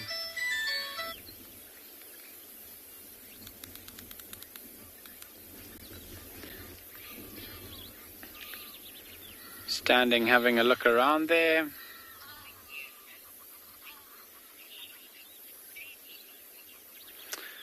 So this is a big male wildebeest. He looks like he's had enough now, and he's heading back off maybe to some grasslands to forage for the day. Big wildebeest aren't the cutest animals, but young wildebeest can be very sweet looking. And we are going to send you back to Drishala, who has got one of those for you. This thing is brand new. Brand new. I would say just a couple hours old. You can see the umbilical cord is still hanging from it. And it's also very wet.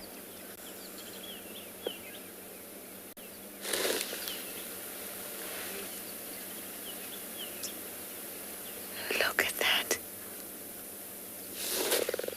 I say a couple hours though because its legs are dry, so it's at least been exposed to the air for some time.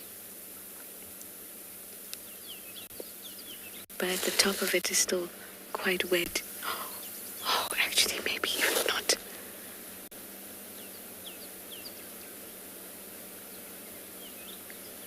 Maybe even just half an hour. It's still wobbly. Wildebeest can get on their feet within minutes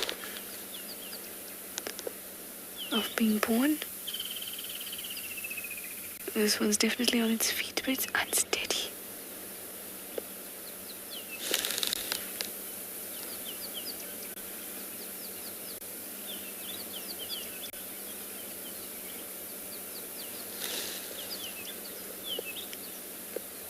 Look how they're all protecting the youngsters by keeping them in the center.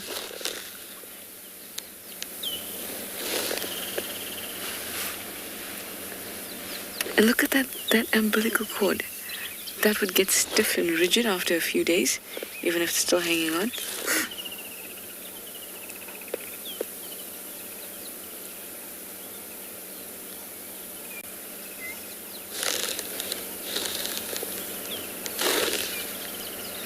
Oh, goodness.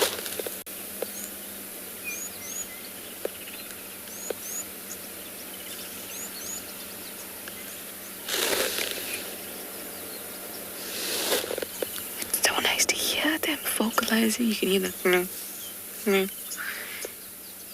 then it also alarmed us. That was the very loud huff that you heard.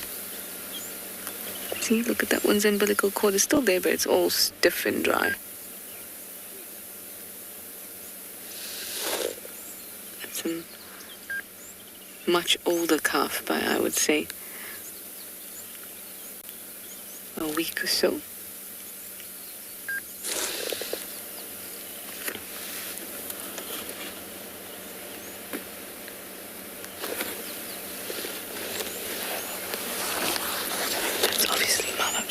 My binos out to have a closer look.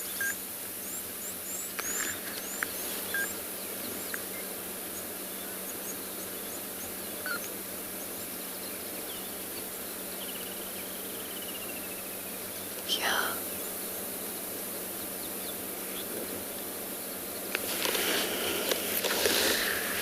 Her whole birth canal area looks still very wet and quite red. I feel like we might have just missed it.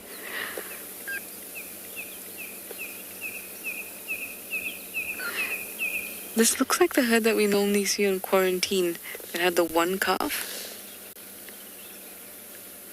Now there's three. It's very usual for them to kind of group together and protect the youngsters, and especially if there's one that's brand new, they don't want to be in the obvious place. They want to keep together and make sure that everybody is safe to allow the new life into the world.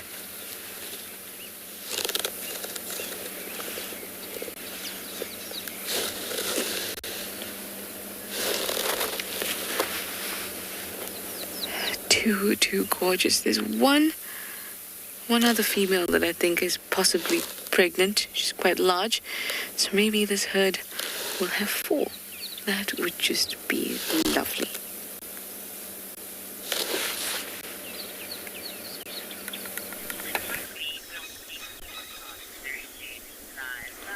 Hopefully, but isn't this just the cutest sight ever? There's one that has shown the ultimate display of confidence that an elephant can show by lying down right next to us. And 2 little ones are coming and playing. And one has decided, I'm king of the mountain. And so, no, I think... That's super cute. Look at that. Isn't that special? For an elephant to lie down next to you, like I say, is the ultimate display of an elephant being trusting in your presence, because it's when they're at their most vulnerable, as you can imagine. Lying down like this, it takes them a little while to get up. They generally like to be on their feet if they feel like there's something foreign. So just us spending a long period of time with them, it just goes to show what eventually can happen. And I always say this, particularly with elephants, it's the one animal that is really applies to, is the longer you spend time with them. Look at that. That one is off its feet. You silly sausage, what are you doing? You can't go and lie on the back of the other one. Silly little Ellie. But the longer you spend time with elephants, the more they understand that you're not something that's trying to disrupt the herd, and the more likely you're going to be able to watch behavior that is different or fascinating within the herd. When you sit for long periods, they then start to do things that are far more natural to them. So when you first arrive, often elephants will pay attention to you. They obviously are aware that you're there. They kind of analyze, what is this big object that is now suddenly in amongst us?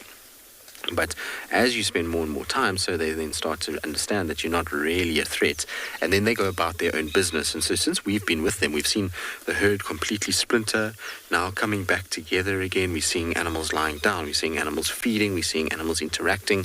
Everything is starting to kind of be a lot more natural within them. And it's one thing that I always try and stress to anybody that goes on a safari is take in the time and take time to spend with a certain species of animal. Don't just rush around, because this kind of thing is something that you'll only get if you sit for a long period with them. And elephants are fascinating creatures. It's not boring to sit amongst them. You constantly are wowed by the fact that you've got these massive animals around you. There's social interactions that they have. Even just sitting and listening to them feeding is special. So I think, oh, okay.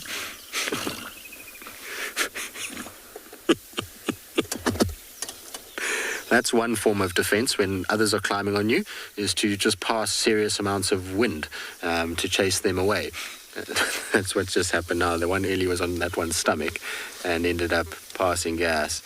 Shame. Did you get bullied by these younger ones? Were you just wanting to have a nap? You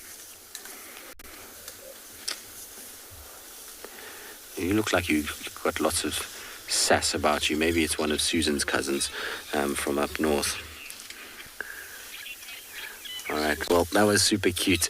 We're going to just stay with them. Like I say, there's just so much to watch here and so many cool things happening. Hopefully it'll continue to happen and that they'll eventually make their way down to a waterhole. Have you been watching Wild Earth and dreamt of being right there on safari with one of the guides? Well, now you can. Wild Earth is offering you a chance to buy a ticket to dream. You or a friend can hop on board a live Wild Earth show and join our guide on safari. The ticket is redeemable at any of our locations, anytime in the future. Only a limited number of tickets are available, so don't wait. Get your ticket now and start dreaming. Terms and conditions apply.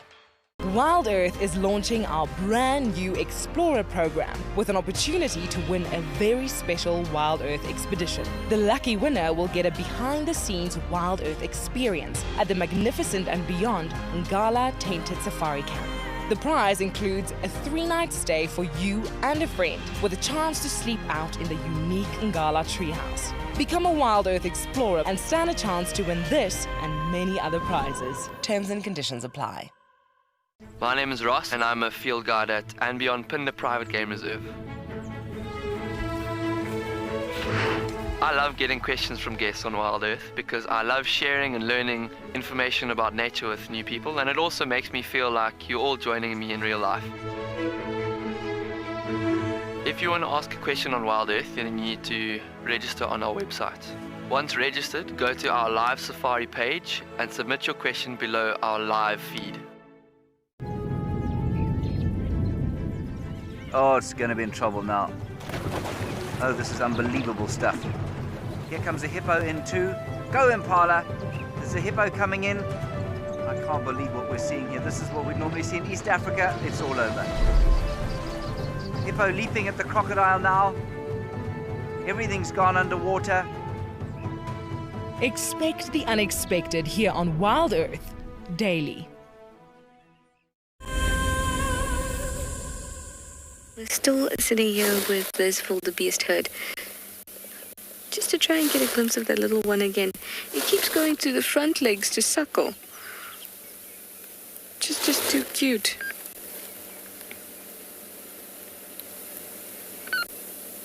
It's the one with the shaky legs at the back there. You can see that they're this tawny color. They haven't taken on the adult coloration. They'll only do that at about 2 months. They'll start to change. For now, they need to blend in very well with the environment when they are lying down and curled up into little balls like they are right now.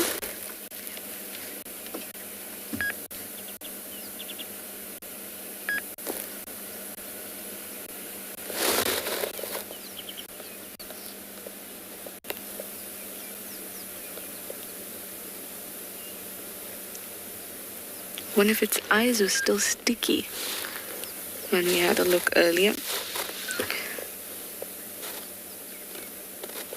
It's just amazing. So many new babies. Jude's new baby, wildebeest babies.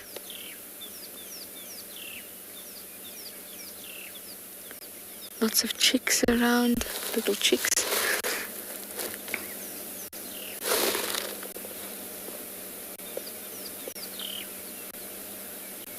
It is the season for all things new, all this new life.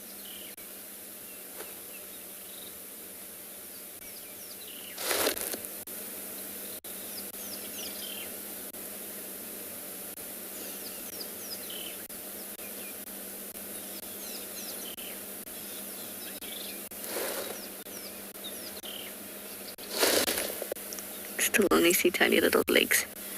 Come out. Oh, there's a little bit of a face. Oh.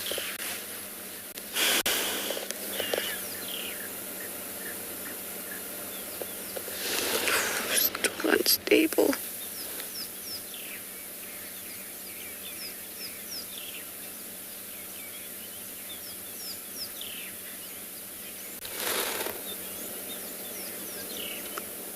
Tiny thing. All from one baby cuteness little herbivore to another. Let me send you to Tristan and his elephant.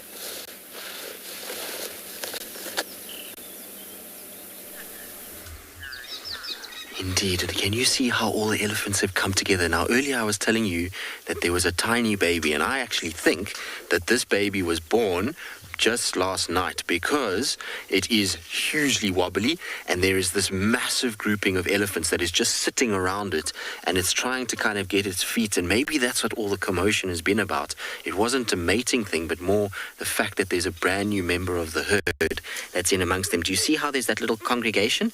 And there's all these elephants that are just staying very, very close, and the baby is just in front of the herd on the bottom left. You'll just see its head every now and then kind of poking through down that area there. It is minute, this little one. It's really tricky to see it in amongst all those legs, but it is in there and it's being herded by the rest of them. And you see how tightly packed they are? Very different to what we saw earlier up with the rest of the elephants that were kind of loosely sort of arranged. You can just see its bum moving around inside. They're really tricky to see. It eventually will come out and we'll get a better view of it, but it's little baby, and the whole herd is fussing over it and is smelling it and checking it. And so I think that this little Ellie, with all the vocalizations that we heard during the course of the night and this morning, I think this little one was only born last night, and that's why everybody is so kind of aware of its presence, and why there's such a huddle around such a tiny little calf at this stage. I'm trying to actually make out where it's gone now because there's so many little ones in there, plus the adults. It's difficult to see where the tiny one is, but it's definitely very small. We had a brief view of it just now.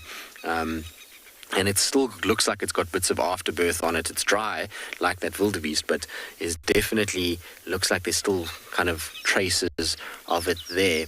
What I'm going to do is I'm just going to go around. I'm not going to go too close, but we're going to go around and just try and get you a view of the kind of females. If we go up this way, it's quite open, and it means we don't have to kind of go through too much of a thicket. I also just want to go past this area because the whole herd was sniffing in one little section here, so I want to just see if there's any sign of afterbirth or anything like that. No, it's just where they defecated. There's no sign of afterbirth there. But let's just see. Amazing to watch though. Like I say, the social interactions of these guys is absolutely fascinating. I love how the whole herd is just around just to protect this tiny little one and make sure that it is nice and safe. And so we're just going in nice and slowly into this little gap in the hope that little baby will be visible somewhere here. So it should just be in amongst all these feet. And this little group that you've got right here. There it is. I can see it. You see it there? Just in between all of them. Look, you see it there? It's still got the umbilical cord attached. Tiny, tiny, tiny baby. I'm pretty sure that that was born in the early hours of this morning. It would really explain why there's been so much commotion, why so many bulls have arrived. There'll be a lot of pheromones in the air, and why the herd is just packed around it so tightly. When a baby's been walking for a few days, the herd is actually seriously kind of relaxed about it. They let that little baby roam, but you can see they're keeping it right in the middle because they know that one is still very vulnerable. Look, it's still trying to work out how to walk. You see, look, it's falling. Isn't that just so cute? Amazing. Shame, little one, are you trying to work out how to stand? You can see little bits of blood on the left of the leg there. So that will be bits of afterbirth. That's there. Oh, that is cute. Hello, little one.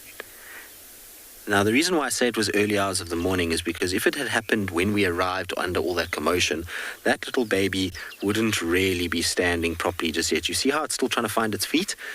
Also, it's been already shown where the teats are, so mom has already shown it how to drink. And normally what happens when they give birth is the baby falls to the ground, and then the adult will stand up, and all of these others will come running in.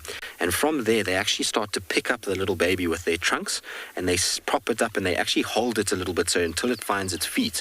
Once it's found its feet, you'll find that the female will actually guide that little baby to her teats so that it can suckle.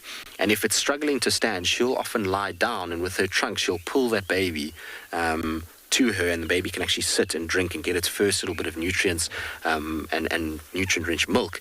And then you find that it starts to kind of stand up quite quickly after that. But you see how protective they are.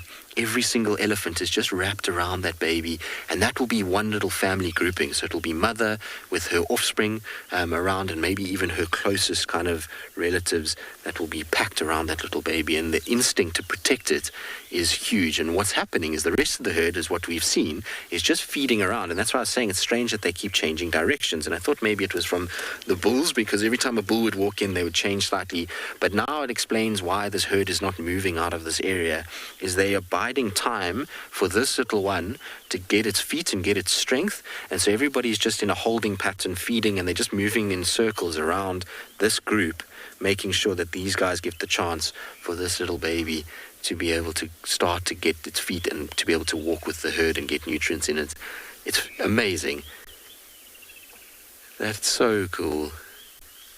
Always special when you see new life like this. Now, it is typical with elephants to give birth during the night. They actually give birth more at night than they do during the day, for some reason. No one's exactly sure why.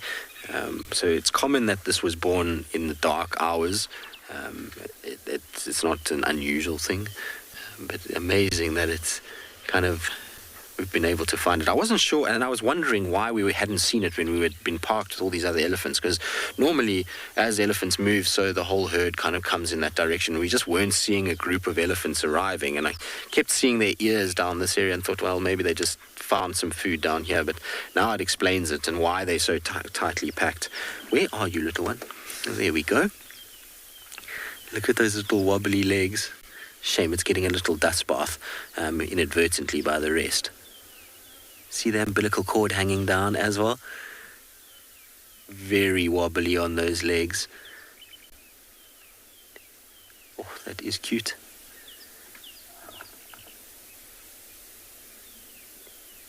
Isn't it amazing to think that an animal that can potentially live 70 years, you're seeing its very first day in life? I think it's amazing to me. It's always a very special treat when animals are relaxed enough and trusting enough to let you see them in their most vulnerable states. And when a mother has a newborn like this, she's often at her most vulnerable. She's got bulls around her that have been harassing her, and so this is probably for her a very, very tough time, but she's allowing us in. The rest of the herd is very relaxed with our presence, and I think that is where it becomes so incredible as a guide, when you spend so many hours out here and then you get a moment like this where a wild animal is allowing you the most intimate view into its life that you could possibly have, the kind of arrival of its little one. Absolutely fascinating. And I reckon the dust bathing that you're seeing is partly for the adults, but also partly for that baby to start covering up that scent of their afterbirth, because hyenas will often follow that, and lions even. So the more sand they're throwing on that baby, the more it's going to be sticking to any bit of afterbirth on it and just drying it out and making sure that it doesn't smell as much. Look at that. Isn't that cute? Shame, little one. You are battling to stand. All right, as the legs close in and close off its face, we're going to send you off, I think, to Dan or Dev, one of the two, to one of the Ds, and hopefully they'll have something interesting for you.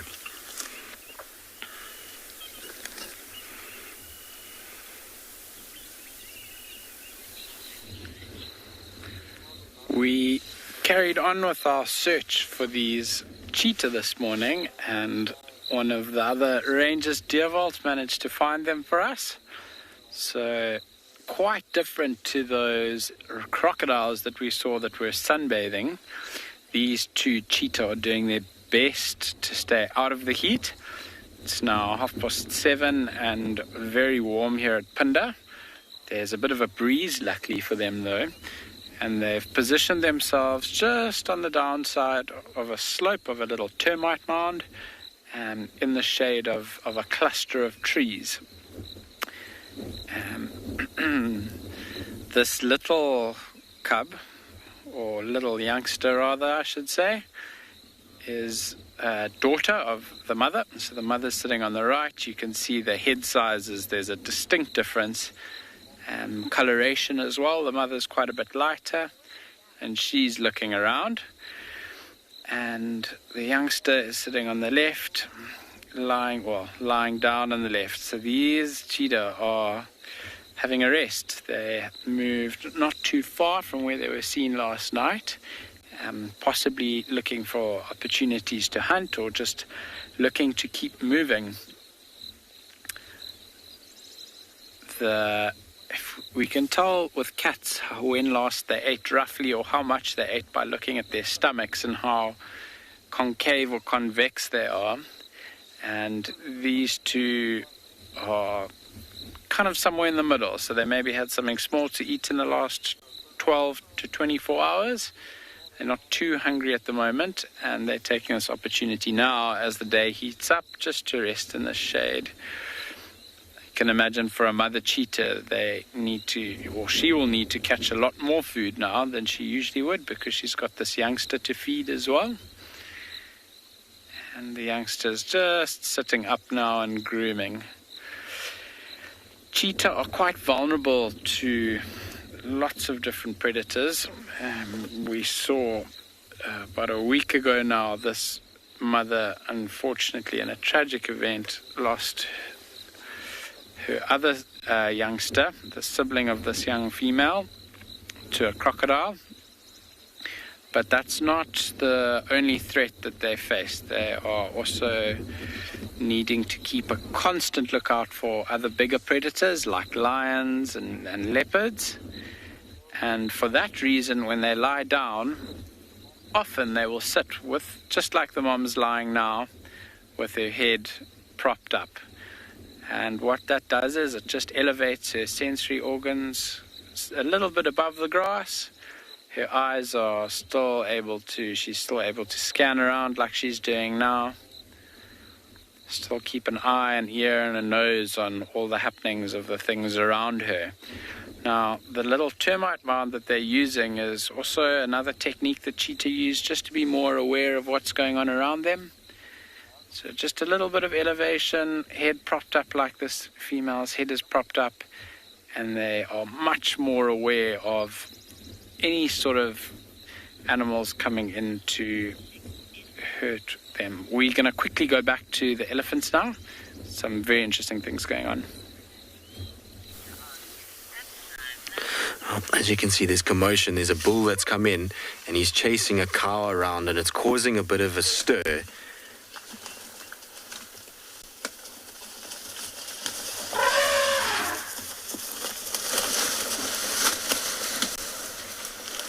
Now the baby is just here off to our right. But listen to the talking.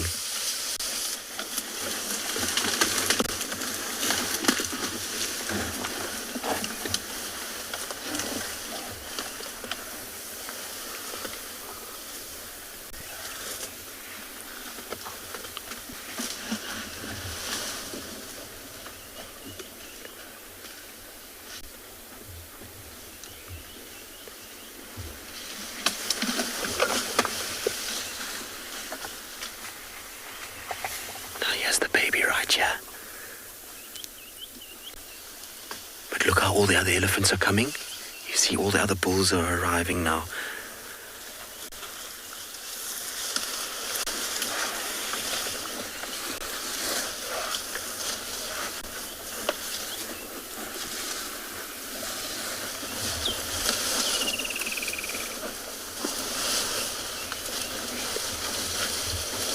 Shame these cows and the sub-adults are trying their best to protect this little one as much as possible from these big males that are pushing around. Settle down, guys. Come on. Oh, look at that. Look at that. Jay, you say it's so amazing to see them protect the baby. Hello, little one. Are you coming to say hello? Guys, it is right next to us. When I say right next to us, I mean they are literally, hello little one, welcome to the world. That is ridiculous. Absolutely amazing.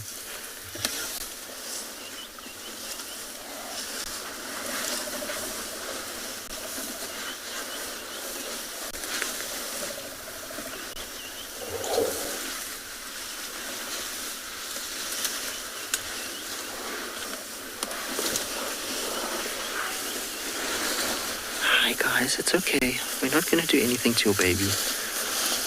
You see how they're shepherding it? Look, watch how they move this little one.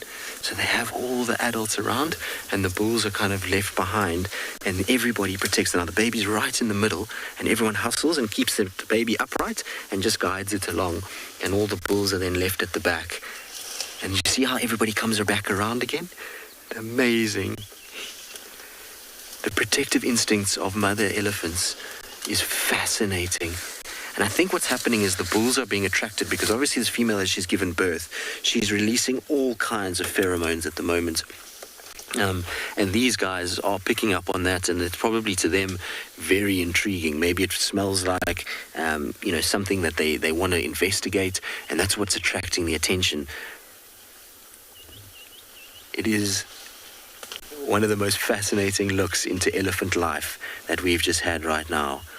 And to add to it, it's now starting to rain just to make the mood even more crazy. But I can't believe how close they brought that little baby to us. When I say close, I mean they were literally, if I put my hand out where the stick is, I don't know if you can see, there's a stick right here.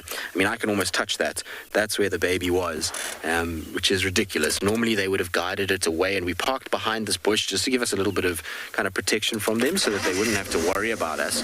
But for some reason they decided that's the gap they wanted to bring the little baby through, and were quite relaxed with us actually, which was absolutely amazing. But that's as special a moment as you can ever have.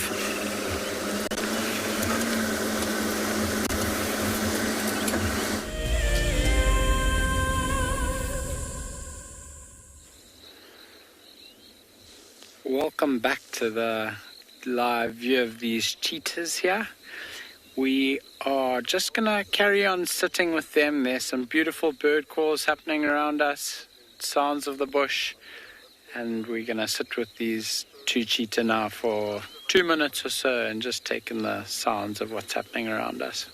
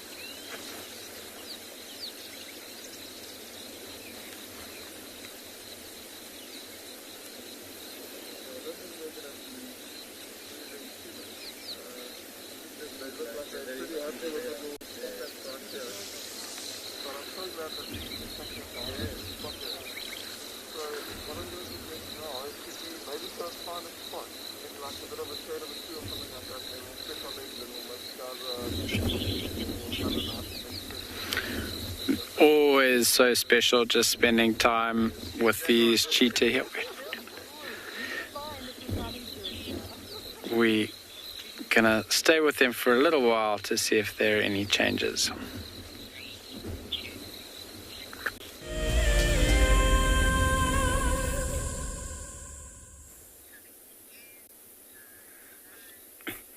Welcome back to And Beyond Ngala, everybody. Now, what we have here is something quite incredible, actually. This is a rufous-bellied heron. Have a look at it before it flies away. I'm going to try and explain as much as we can. It's kind of like a purplish at the bottom there, yellow legs.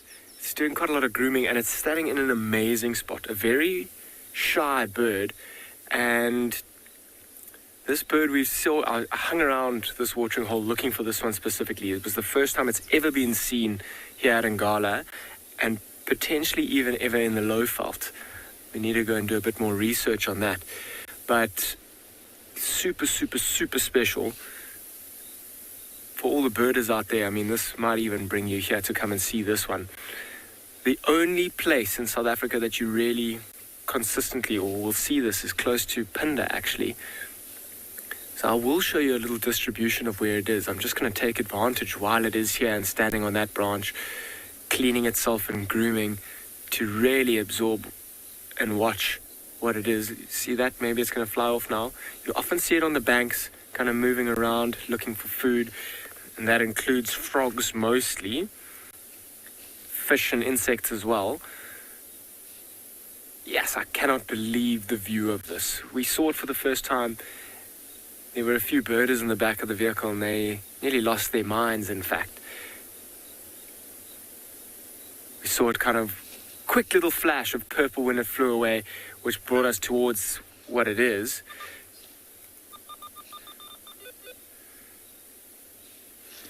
So while we're there, I'm going to ask Beeks to come towards the book particularly, and I'm going to try and show you exactly what makes it so special.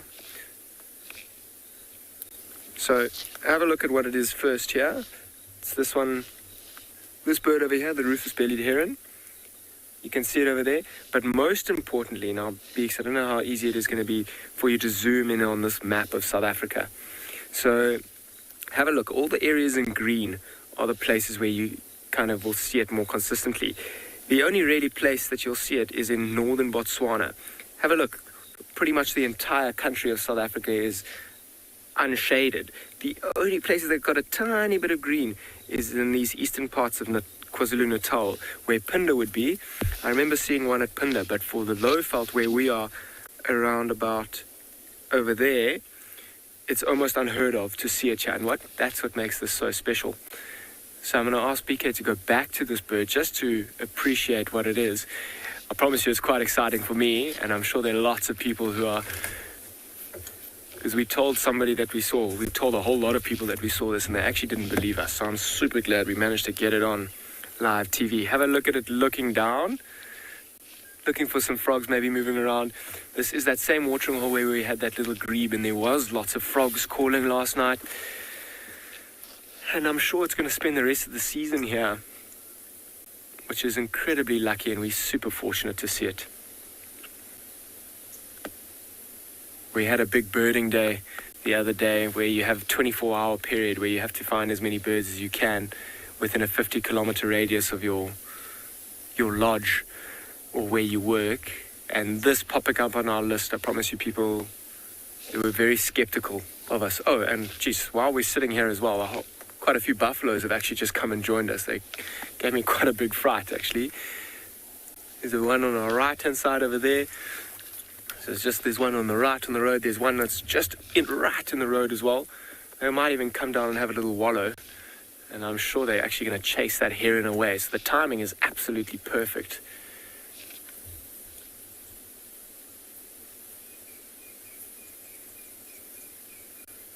For those birders, I'm sure you're very excited to see that heron. And there, it's actually just flown off now as well. So great timing. Here come the buffalo to have a drink and possibly a wallow as well. I mean, it's quite overcast. It's not like it's warmed up quite a lot. And that heron, as soon as it saw the buffalo, it kind of went into doing what it normally does, into the thick parts. Let me move forward a little bit. It looks like these buffalo are going right into the watering hole. And that just shows you quite how shy that rufous-bellied heron can be. Let's try and do this.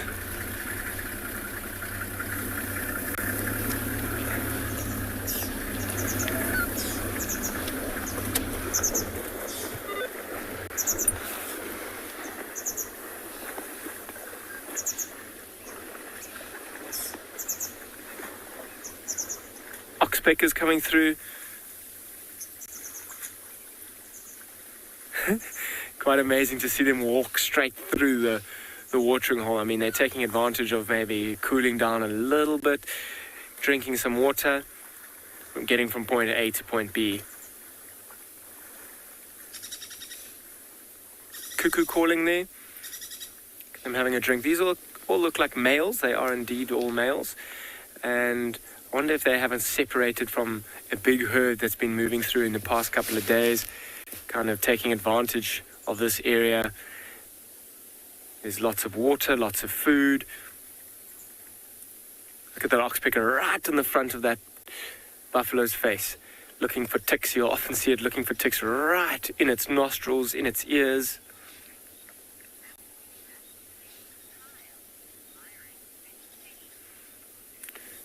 So I'm going to keep going. We got what we wanted from this watering hole. An incredibly special rufous-bellied heron and a bit of a treat with these buffalo coming through. I'm going to send you to Kyle and at Tswalu admiring the vegetation.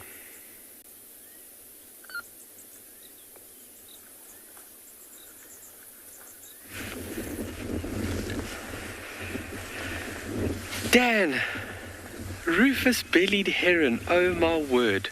That is just so unfair right now. Good thing we've got pretty little flowers. Beautiful little flower over here that we're busy just appreciating. And with the rain that we have been receiving, there is a lot of tiny little things that are just busting out from every little corner. And this is a creeper, or what we call, creeper or a climber more correctly termed, which is a perennial herb that we see here in Tswalu. And this is a wild cucumber. A very beautiful plant at that, and a very beautiful flower to go with it. And very easily to obviously recognize this plant is that you can see that it does have a climbing structure or a climbing format. You can see the plant moves up from over here, and you can see how it kind of tangles itself up into this little shepherd's tree, and how it's trying to get a little bit higher to get even more light. So a real nice advantage. And the ability for these plants to do this climbing behavior is quite remarkable. It's a little bit windy, but it's from a specialized vegetative organ called a tendril, and hence the name tendril. It's actually coiled. It's quite a remarkable little adaptation. So let me just try and find here. There is one right over there. Look at that. So just in line with my thumb, that is a tendril. And that is an organ that is used to actually physically anchor the plant once it reached a higher part. So it would have started on this small little shrub. All right, we're going to send you quickly off to Trishala, and we'll see you when you get back. We came back to the den just to have another look, just in case, because Corky had left earlier. This is June now, and she's by herself.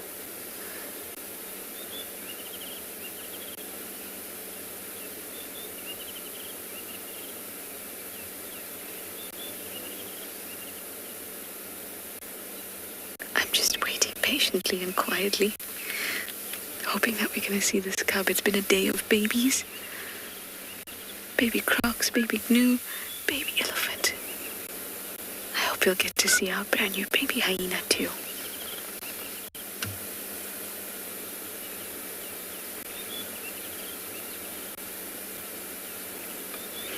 I want to be quiet so we can hear any squittering and squealing.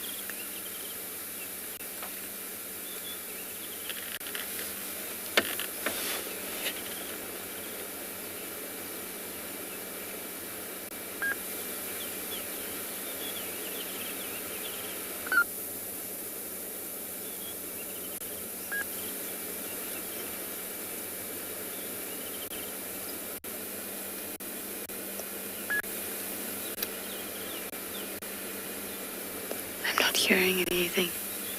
June, wake up your baby. It's time for the whole world to see it.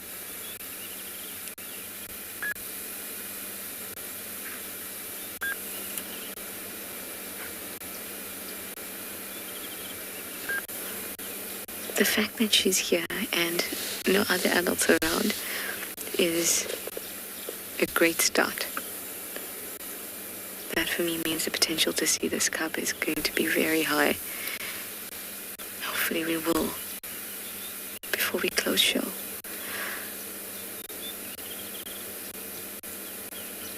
So exciting.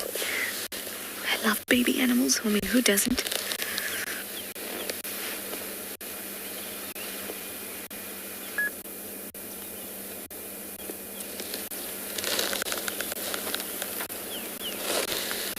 I need to see a baby chameleon, I think. Maybe this evening we'll find a baby chameleon. I want it to be a day of babies.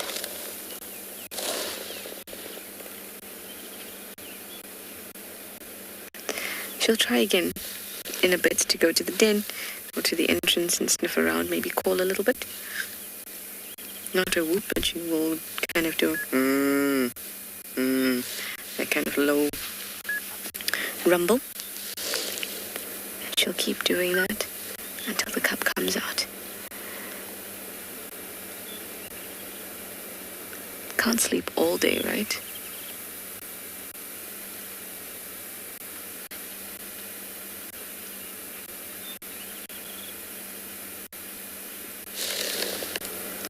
She's not looking in the best condition, but also she's just given birth a little while ago, but her hips are quite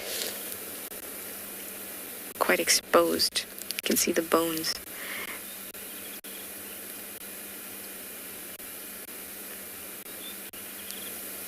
But hopefully the chemical drive in her, the hormones that are coursing through her, might, now that she's a mother again,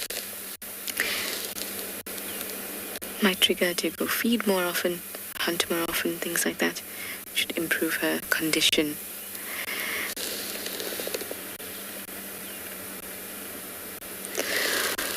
Well, I really thought that this was going to be the moment, which is why I rushed you over from Kyle. She walked from the side that came straight to the den entrance. Thought it was going to be the moment. But let me send you now back to Kyle so he can finish discussing the wild cucumber.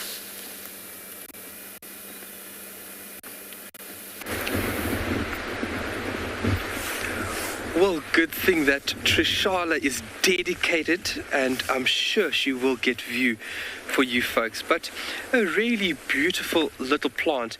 And these climbers, if you think about a plant reaching up to the heavens and utilizing other structures such as these trees, it is really remarkable.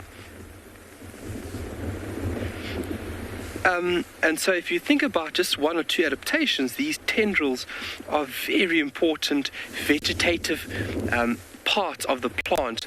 It's also widely used in forests, these tendrils, to latch on and anchor the plant as it's busy growing.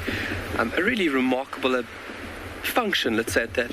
Very easy to recognize. 3 to 5 lobes, almost looks like that of a hand or a palm with fingers. Very easy to recognize these beautiful splayed out leaves. And then obviously there's pink. Oh, listen to me, I'm a bit colorblind today. These beautiful off yellow flowers, also very easy to recognize, with a beautiful greeny and then obviously yellow center. And so climbers are plants that would tend to climb, just like this one is busy doing here.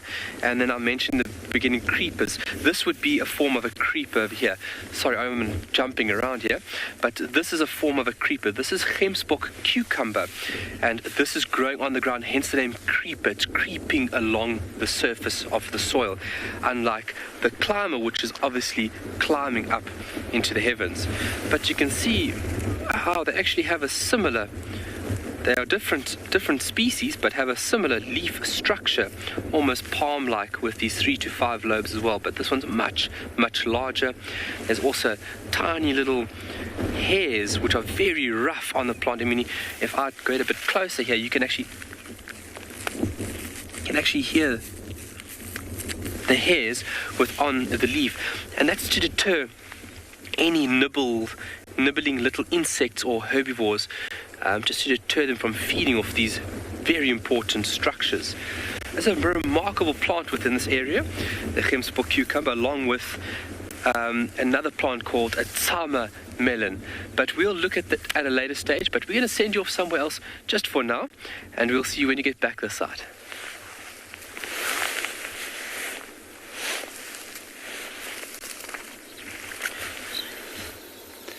Welcome back to Punda, everybody. So this female cheetah now, from where she's sitting, you can see she's just pricked her head up. Her ears are pointed forward. There might be something in the bush up ahead that she's heard. There's quite a big thicket off to our right, so we can't see anything from where we are. But the way she's behaving is very... Look, the cub's sitting up now as well, looking around. Definitely heard something. There we go. Mom is lying back down again, maybe not interested in what she's heard, but very alert still. So the last sort of 10-15 minutes or so, they have been sleeping, heads down, not interested in anything that's going on. And all of a sudden, as soon as you cut back to us, we got a view of her sitting up there beautifully, showing interest in something. And you'll often find when they start to realize a hunting opportunity, they'll sit up like that, prick their ears up, and if they think it's an opportunity that they can take, she'll get up and start stalking. So this now has obviously not been an opportunity that she feels is worthwhile, but really special to see that first little initial interest that was shown there. The cubs now moving into a little bit of a deeper shade of the bush. The temperature at Punda here is really starting to pick up as the day kind of starts unfolding. I think it's going to be quite a cooker this side. But they are, for now, quite happy in the shade here. I mentioned a little bit earlier that they had eaten in the last little while, but they weren't full. So if they get an opportunity to hunt or stalk an animal, they will most definitely take it. One of the requirements, I suppose, for being a big cat is that you need to take your opportunities when they come, and you can't only hunt when you're hungry. So these two will take an opportunity if it presents itself now. The mother's now looking a little bit more like she might be getting up. they are really well hidden in this bush where they're sitting. So if anything was to approach from their right-hand side, they could very easily just use the bush and the slightly longer grass where we're sitting to hide and camouflage themselves. Also important to remember that these cheetah have got an incredible sense of hearing. So although we might not be able to hear anything crunching or coming through the bush, they most definitely will be. The wind is blowing from the left. Oh, she's up again. From the left to the right. So their scent is going to be blowing downwind to the right-hand side, but that hasn't stopped them from trying, at least anyway. And if there are any animals that are coming upwind in the direction that they aren't looking, they will pick up the scent as it blows down onto them. So they have a very, very good idea of everything that's happening around them now. All the sounds and smells are going to be blowing down from the left-hand side of us here, or the north, and everything on the southern side they've got in view. So you can see her, she's pricked her head up, she's looking a little bit uneasy there. You can see her tail flicking around. It might be some flies or some less exciting things happening there, buzzing around and irritating her. There's a fly buzzing around my head. That's not the most pleasant experience, I can tell you that. But she's up now. As it started getting a little bit warmer, she's also started breathing quite a lot more heavily. If you take a look at her rib cage there and her side and her mouth's just ajar, and there's a little bit of a pant that's happening here. And we're going to definitely stay. It'll be really interesting.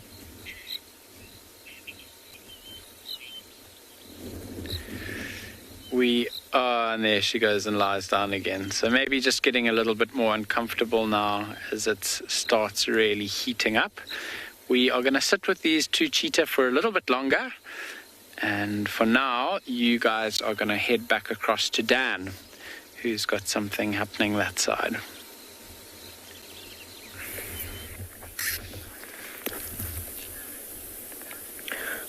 Welcome back, and what we have here is a very comfortable and quite curious little wildebeest calf that might even be a few days old. I mean, this time of year is spectacular with all the life that's around the baby impalas, the baby wildebeest, occasionally baby zebra as well. I mean, there are a few females that are in this group of wildebeest here, and I mean, if you sat here for long enough, you'd probably even watch one of them give birth if you were lucky enough. I mean, that little calf on the right there, that one, you can still see its umbilical cord that's attached. This one that's on the ground as well, even younger than that one. When it stood up, I could see an incredibly long umbilical cord. Look how wobbly they still are on their legs.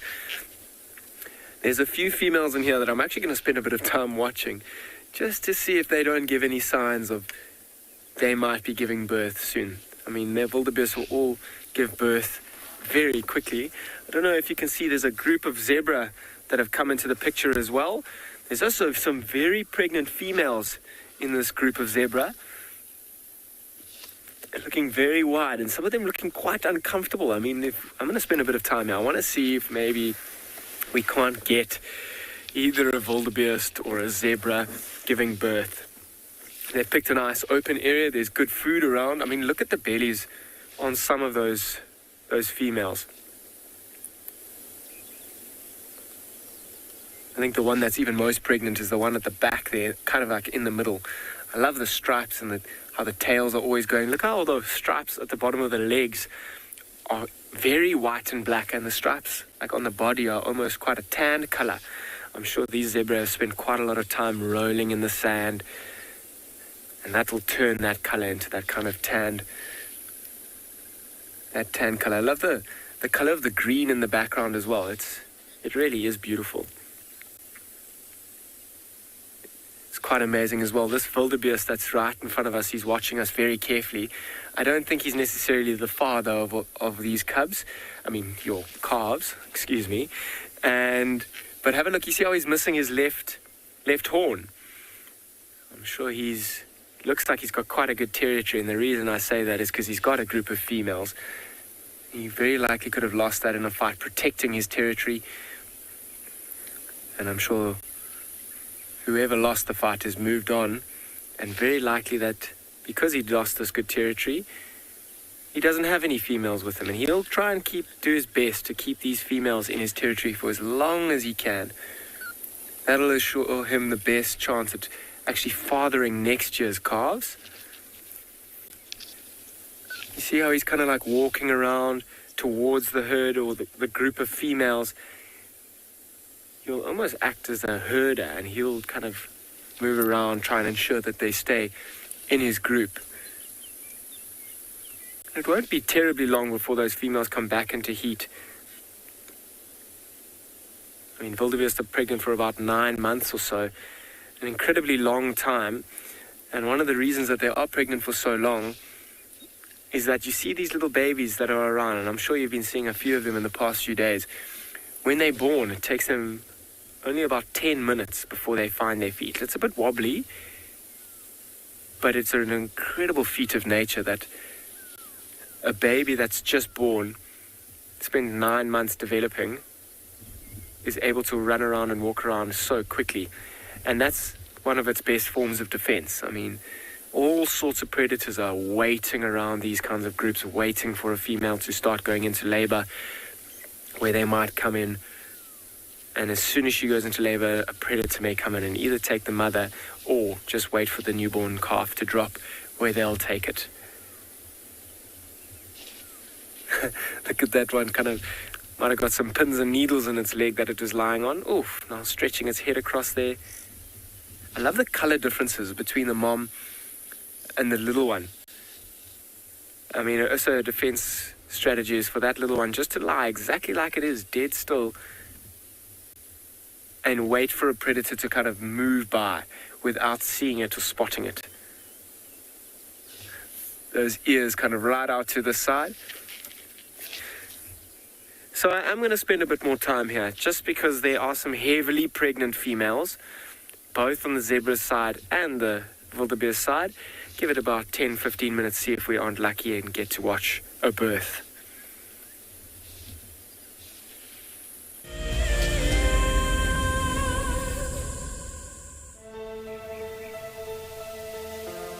How insane is that animal? This is out of this world. Fantastic. Good, Mama. Wow, what a way to start off. It's just such an incredible privilege to be out here. It just keeps on delivering. There you go, there you go.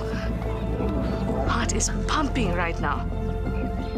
3, 2, 1. You are live, you are live. Look at this, everybody. We've got a live kill.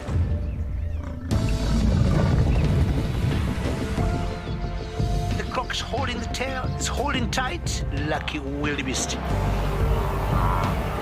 There's nowhere to go. This is a disaster in the making. Something that I have never seen before in my entire life that you are now watching live. My heart is in my mouth, everybody. Look at this. It's gonna make it. It's going, it's going.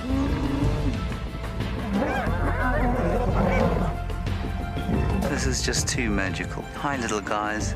That's great, isn't it? Look at that. Scuba Steve has got a friend. You've got a friend in me. It couldn't be a better morning. This is just too special. Oh my goodness, we've got a turtle. How epic is the fact that we come into you live from the Chobe River? It's the most incredible feeling to be here. This is live, and we're in Rwanda. This is a very, very different adventure, charged with emotion. I did not think I would ever face my fears like this.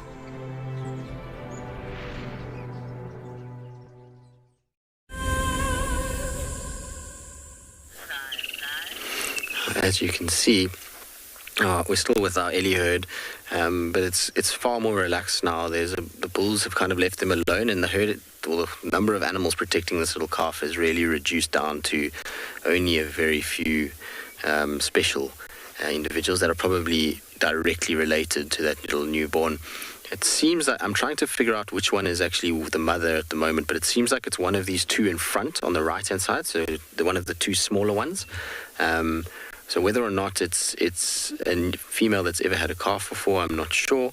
I'm trying to work out where this little one is trying to suckle from, but it followed those two down towards us, and then that bigger female arrived much later.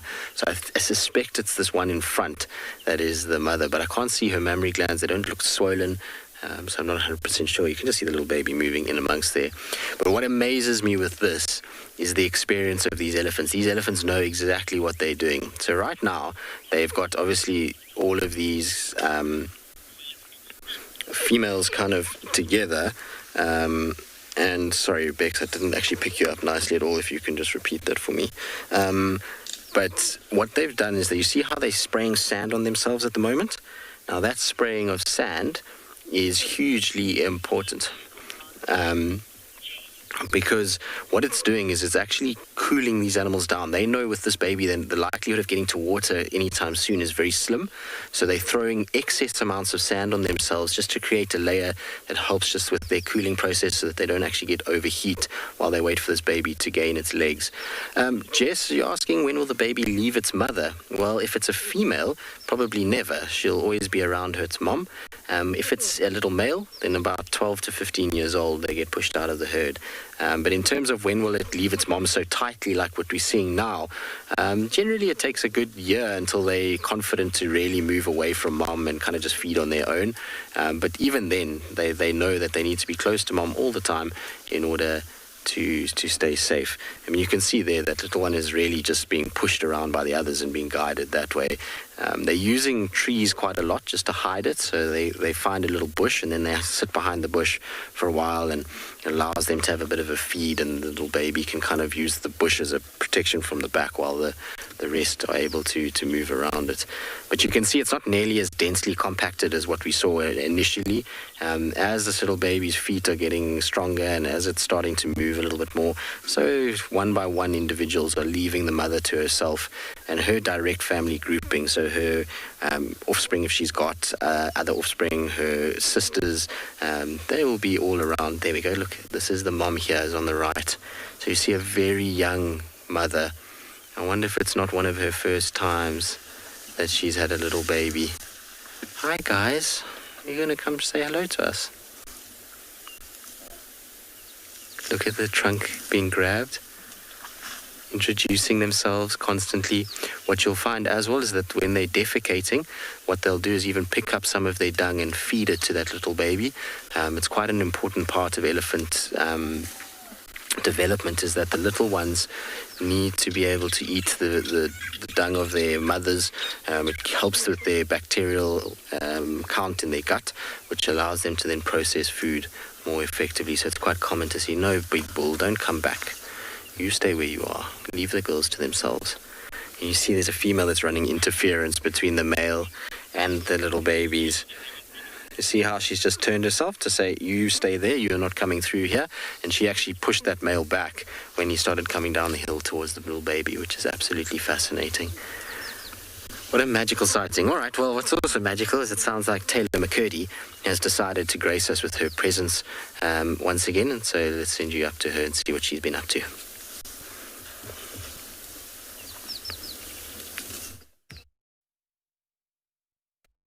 Better late than never, Tristan.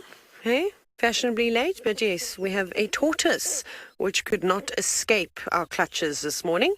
Well, I suppose it could.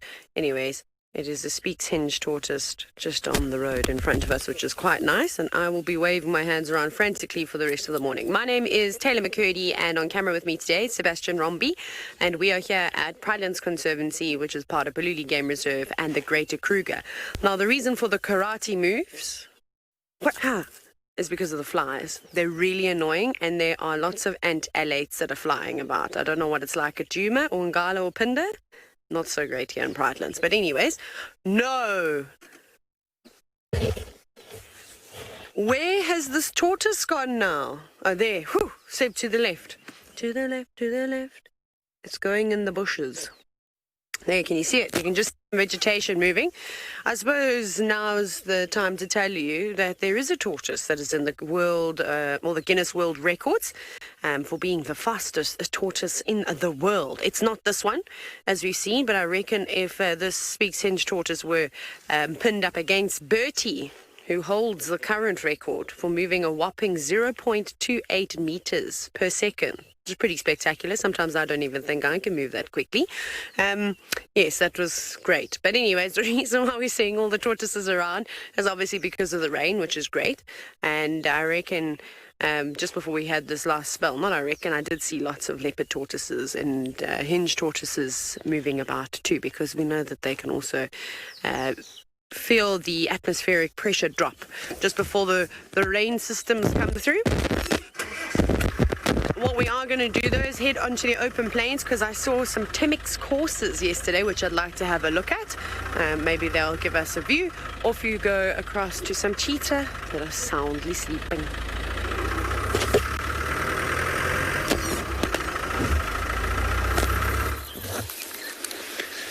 Okay, so welcome back once again to And Beyond Phinda. We're coming to you live. This mother and her daughter are now still in the same position. We've shifted in a little bit, so we've got quite a nice view here of the mother lying down. The daughter's a little bit further back in the bush. You can see the mother's tail just flicking around as she tries to chase off flies and anything else that might be pestering her in this heat. They haven't moved much. She got up briefly and then sat down again. And perfect example of a cheetah's resting position now. The back of her head is facing into the wind, like I mentioned. The smells and sounds and scents of both predator and prey will blow down onto her from that side. And even though her eyes are closed, her ears are still moving around. She just gave us a little flick there. Maybe there's a fly bothering that left or right ear of hers. And if she hears or becomes aware of anything, her eyes will immediately go open. Cheetah have got a tendon or two tendons in their neck, which helps them to keep their head up like her head is up now while they sleep, which is quite an amazing adaptation. I remember the first time I came and sat with cheetah and watched them sitting and lying like this with their heads propped up. I imagined that I imagined that I would get a very stiff neck quite quickly if I had to lie around like this all the time. But something that they've developed and evolved to have so that they can be much more aware and become just in the know of everything that's moving and approaching around them. You can see her eyes just opening now, maybe caught a little noise or a sound of something. But back to sleep, so it can't be too exciting. The cub has been sitting up and getting down, and just now we heard something across in the bush on our right-hand side. The mother seemed a little bit interested in that, but then lost interest quite quickly. So the cub still seems like she's keeping an ear open for whatever that is. Maybe as some nyala or a warthog moves through the thicket, it's making a little bit of noise as it feeds, and they're just getting the sound of that. And we were sitting the other day, and I was thinking about cheetah and hunting and how successfully they need to hunt, and how if I was a cheetah and I wanted to catch something, I'd go out and look for it. But it's actually a very, very clever strategy that cats have developed, actually, just to sit in a space and occupy the space and wait. Because if you've got enough patience, there are animals all around here. We've got lots of antelope species on Phinda, and quite good numbers of them too. So if they're patient enough and they hang out here and wait, there's bound to be something that presents itself, an opportunity to hunt. So it's not always about moving around and actively looking for an opportunity. just being here and occupying the space and being aware of what's going on around them, the opportunities might present themselves. And those opportunities might even be or have a higher chance of success than if they are out moving around and looking for food, because if they're moving, they're less camouflaged and they're more likely to be spotted. So a very successful strategy that these cheetah have developed. Now, mother's sitting up.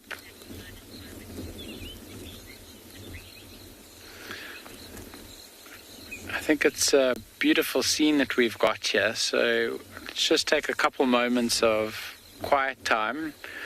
Listen to the wind blowing, watch the mother looking around, and enjoying the sights and sounds of the African bush.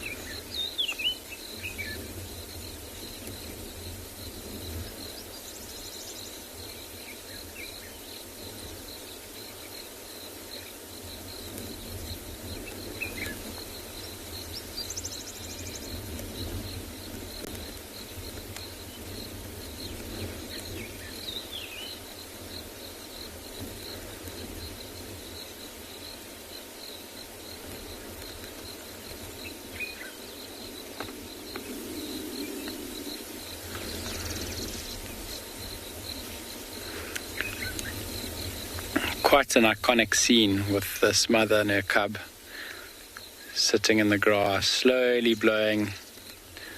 See those blades of grass that are a little bit lighter in color and more neutral tone, just waving in the wind.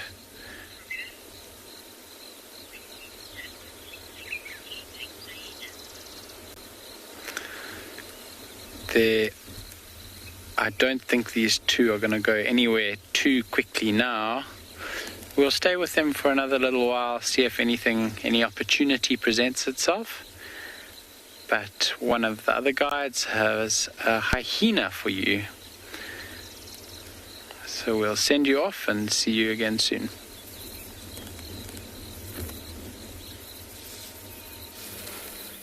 Very, very sleepy indeed. Still with her at the den here. But this is where our patience pants will come very much in handy. And out here in the bush, we have a good few pair of those. And I've got my spotted hyena patience pants on today. Watching June. I think she's just come over to the side of the mound because it's cooler though. And the other side of the mound, that's usually where they'll suckle. Not on this side.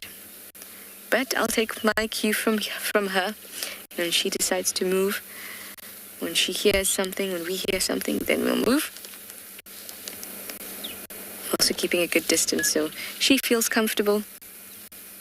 And the cub could come out and grace us with its presence on this very baby morning.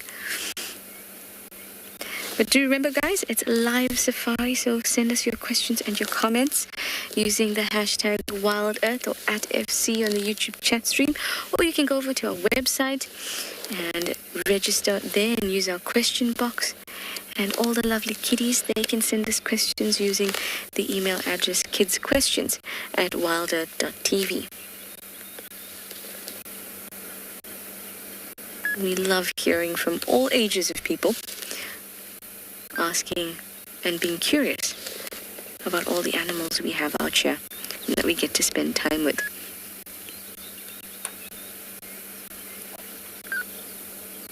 And the fact that we know there's a little cub in this den is just so precious. And I love this time for waiting. It's like sitting in an auditorium and the curtains are going to open just now. And all will be revealed to you. It's a very special feeling.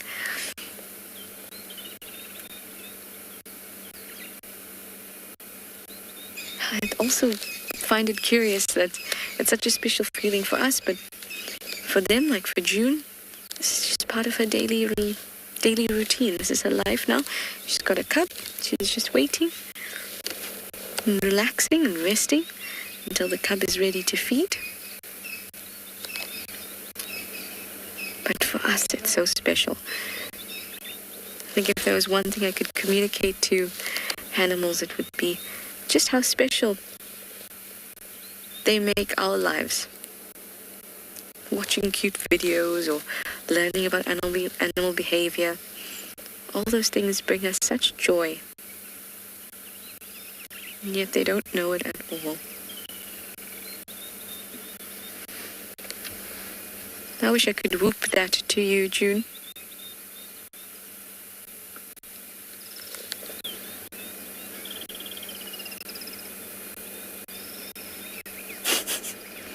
Here comes out the wrong cub.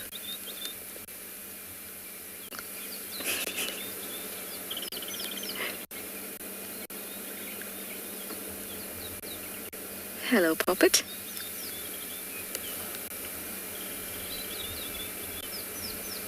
Do you have a little playmate in there? A new playmate?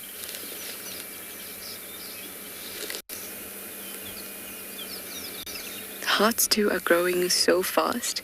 You can still tell the size difference between Hearts 2 and Shimbulu and Gwazi, Ribbons 2. They're also growing very quickly. But little Corky,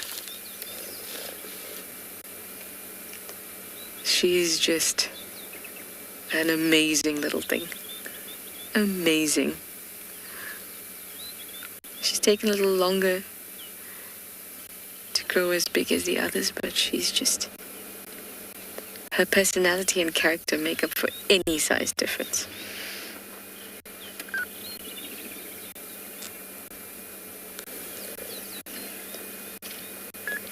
Well, one of Heart's little ones out.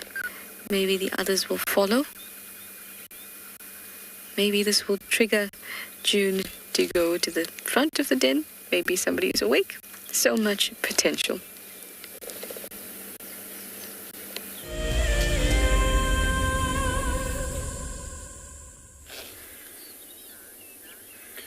Welcome back, everybody. So I'm still with these wildebeest and these zebra, and they were all taking it very easy, but I'm going to spend some time listening. There were monkeys alarm calling to our left as well, which got their attention. So let's keep quiet and see if we can't hear them again.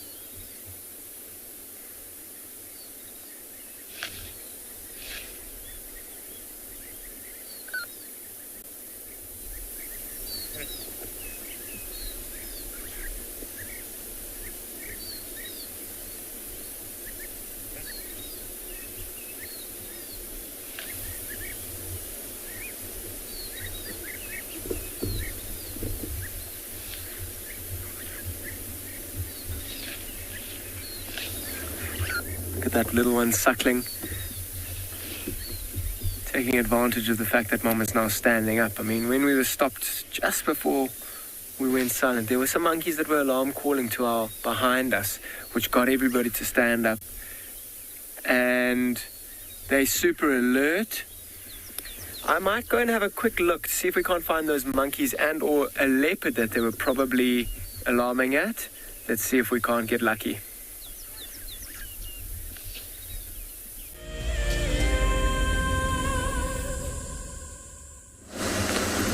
Well, as you can see, we've left our elephant herd now. They slowly drifted away from us, and I thought, well, you know what, we had such a special sighting that it wasn't worth going through the bushes and clanging around them anyway. They were so good to us for 3 hours that we should rather just leave them to themselves from there. Also, what was really interesting is as we left and they walked away from us, the female with the bigger calf, she left, another female left, and it was just 2 females now with the little baby just guiding it along. So everybody's obviously now greeted and said hello and done their thing and realized the baby's okay.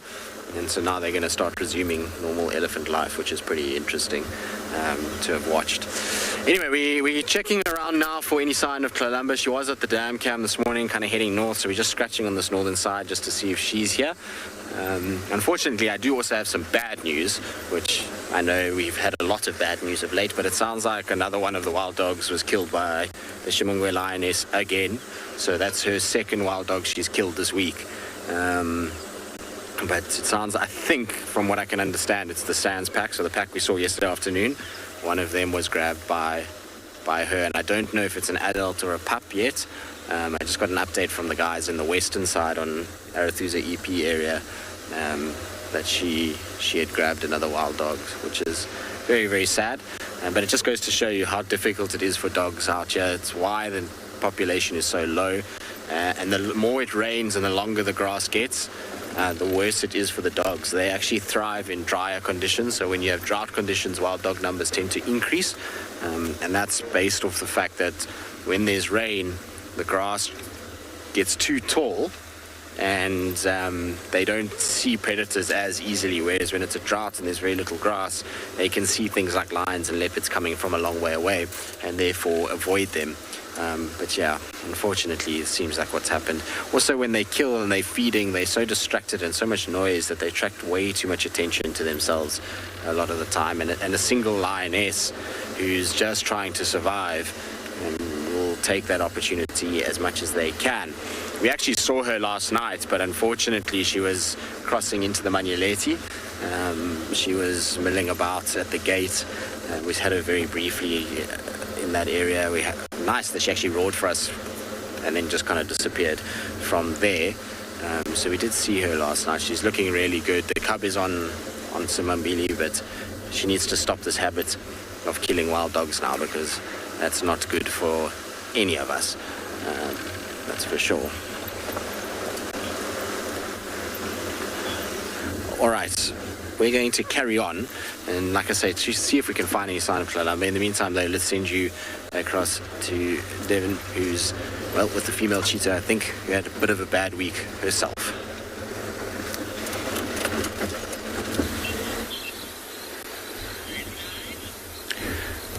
It would really be nice if you guys can find the Tralumba leopard and then have a nice side-by-side comparison with these cheetah to see the difference. For the people that are less familiar with the bush, cheetah and leopard can be confusing. Very basically, cheetah are the quick ones and leopards are the ones that climb trees.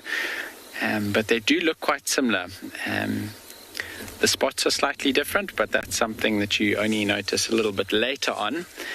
Their body shapes are also very, very different. Leopards are much more well set and a little bit shorter than cheetah, much stockier. And cheetah are very, very clearly built for speed. So they've got long legs, they are incredibly slim and muscular, and they've got much smaller heads as well. You can see this female's head's quite pointy. She's got a very short kind of front of her face. Most of her skull is at the back, but her nose, mouth and eyes are all very close together with characteristic little black teardrop markings that run down the side of her face. I remember watching some football stars that used to rub black kind of paint underneath their eyes before the games, and their reason for doing that was that they said it absorbed some of the light, so things weren't quite as bright. So for these cheetah, who are more active during the day than they are at night, very generally speaking, maybe those black teardrops help absorb some of the bright lights as well, and the highlights, and help them kind of see a more neutral and see better when it's really bright outside, like it's getting now. It's really heating up here. We're approaching it, well, just past 8:30, and the temperature is well on its way to being a really hot day here. You can see the cub now is also panting. She's sitting up at the back, also with those distinct teardrop markings on her face. I think, to be honest, this cub is just looking to get deeper and deeper into this little shady spot that they've found here. The mother started panting probably half an hour ago now. The cub started in the last 10 minutes or so. Really just indicative of how warm it's getting this side.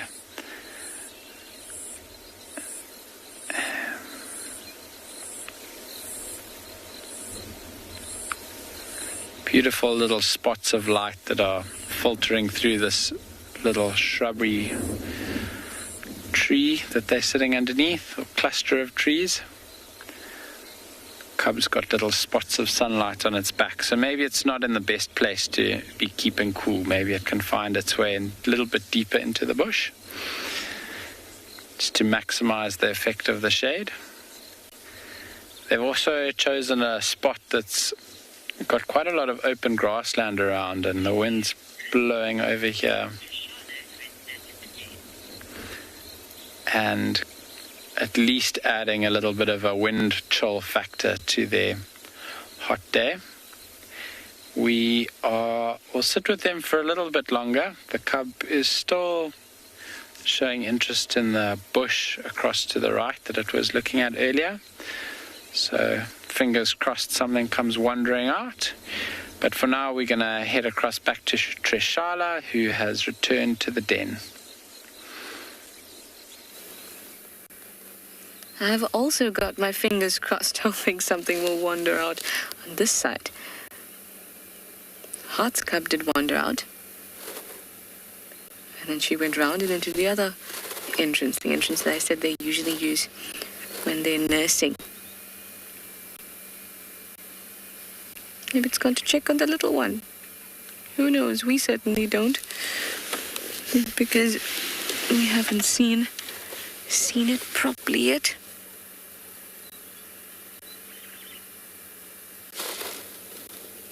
But patience, patience, patience. It's warming up over here too. It's actually very, very nice. Not too hot.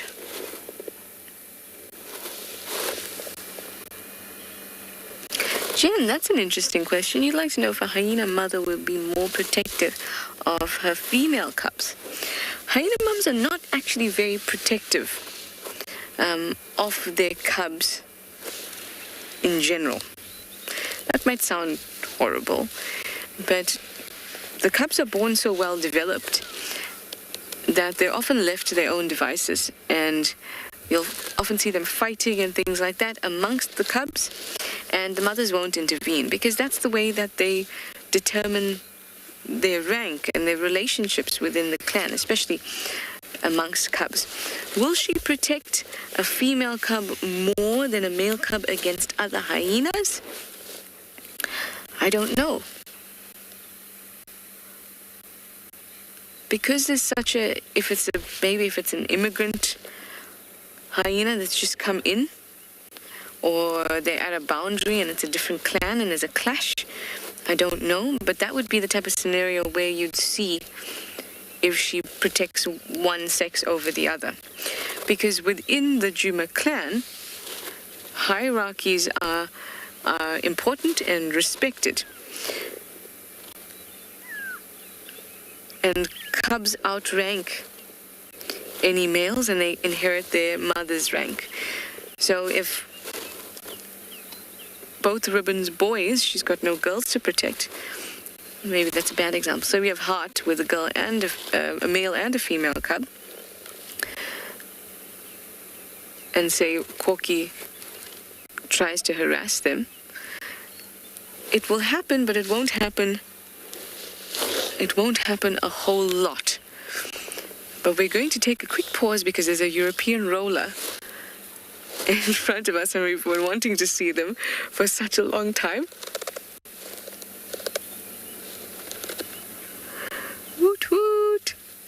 Yay! Finally got one. I saw 2 of them up near Buffelshoek not too long ago, but we haven't managed to put one on camera. How cool. European roller for all of you who haven't had it on your list yet.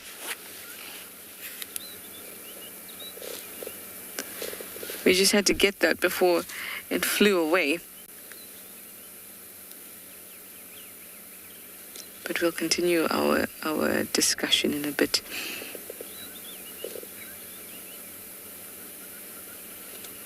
You can see that the shape is very, very similar to the lilac-breasted roller, but the colors are a little bit more drab, fewer colors, and a lot more blue going on. I also find them to be just a tad stockier.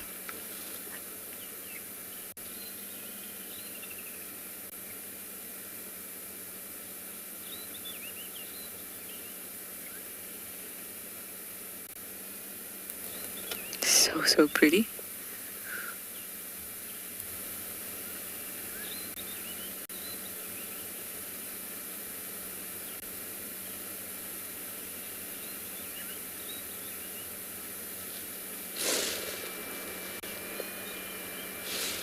Well, June was looking in that direction. Maybe she noticed it was a European roller too. That's why she kept looking here.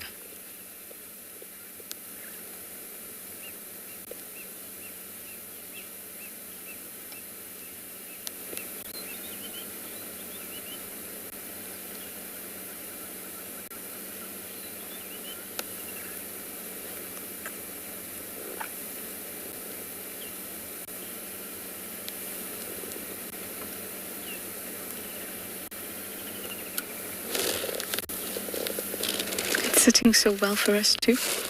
They're both sitting very peacefully.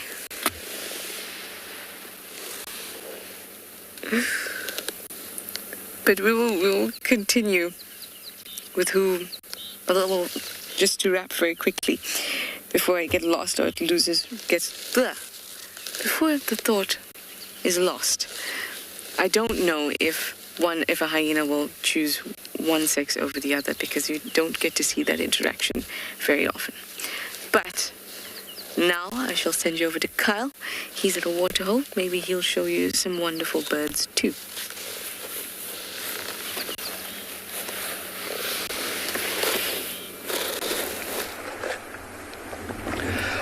Well done on the roller there, Trishala. And we are also on a stakeout. As we came to this pan, we spotted a small falcon in flight. Actually, better termed a hobby. It was an Eurasian hobby that was fluttering around here at this beautiful pan. And it seems like it's gone quite far off now. And we're just waiting to see if it comes back into this area, because it was moving around here like it was busy. It's just gone off to the southern part of this pan, and we're just hoping and praying it'll come back in here. Enjoying the little grebes and the movement of the beautiful water.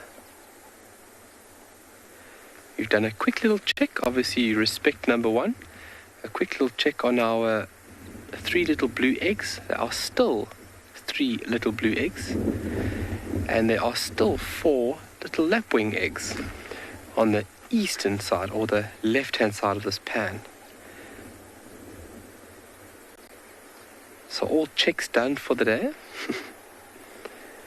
When it comes to checking, especially the nesting phase or period for these glossy starlings, it's something that I don't have a lot of documentation on.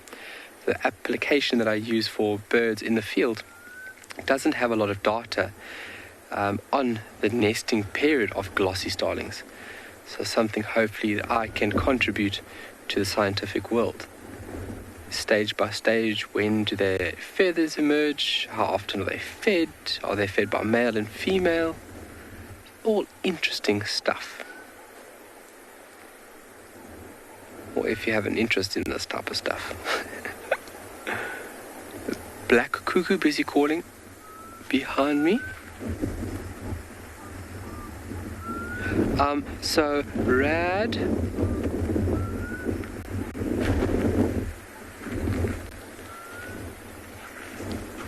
Wow! Well, we're going to send you from here to a rolling zebra at Ngala.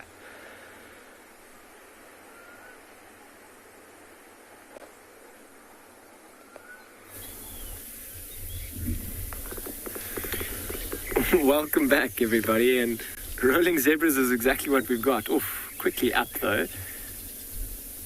And I'm still hanging around here, and this one that was rolling around has kind of just blocked the view of the zebra that I've really had my eyes on.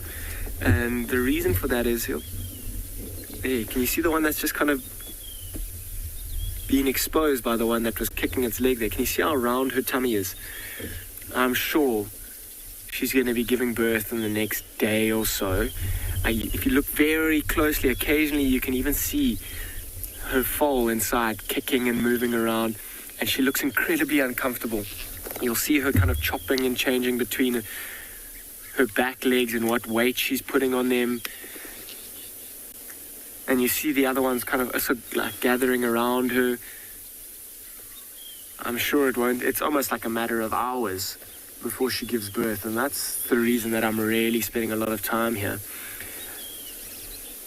And they're not far, they've also kind of like moved from where they were earlier closer to these wildebeest, which are also right next to them. If you just have a close look, there's also a very few very pregnant wildebeest in there. But I think the fact that the zebra have moved into this kind of area, allowing themselves a real good place to have a look. You can see none of them are really worried about feeding at the moment, although the very pregnant one has just put her head down to feed a little bit, but they haven't been feeding for the past half an hour or so. They're resting, taking it easy, and potentially just waiting for this one member of their dazzle to come into labor. This is a good place to give birth as well, in the open. I wonder if, can you see, I mean, BK, if you just have a look at the one on the right-hand side as well. The male, or the stallion, not... So this one on the right-hand side there, can you see how the male of the stallion is kind of keeping guard? He's watching, listening, making sure that his females are all right. And if they do give birth, he's going to be the one that's going to be protecting them mostly. I mean, moving towards the wildebeest as well, you've got extra eyes and ears looking out. And then, I mean, these three females have just kind of turned around right towards us, facing us, kind of watching us, almost as if they know we're talking about them. I really hope you decide to give birth in front of us. It'd be an absolute spectacle to watch. Look at their faces. It's almost like an illusion, an optical illusion that you're looking at. And that is a theory as to one of the benefits of having stripes. I mean, all these stripes on these zebras, when they are running quite quickly, and you've got lots of them running past you, the illusion of those stripes can confuse predators into which direction they are going, particularly if they're turning quickly. Oof.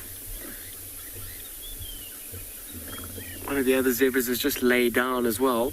Wonder if it's not going to roll around. I mean, humans, we take for granted the fact that we've got hands, and you'll see if you've got an itch on your back, the only way to kind of get it is by rolling around on the ground. I mean, they'll try and use their teeth and almost bite an itch, but often it's not so easy. Oxpecker moving in and out of that mane.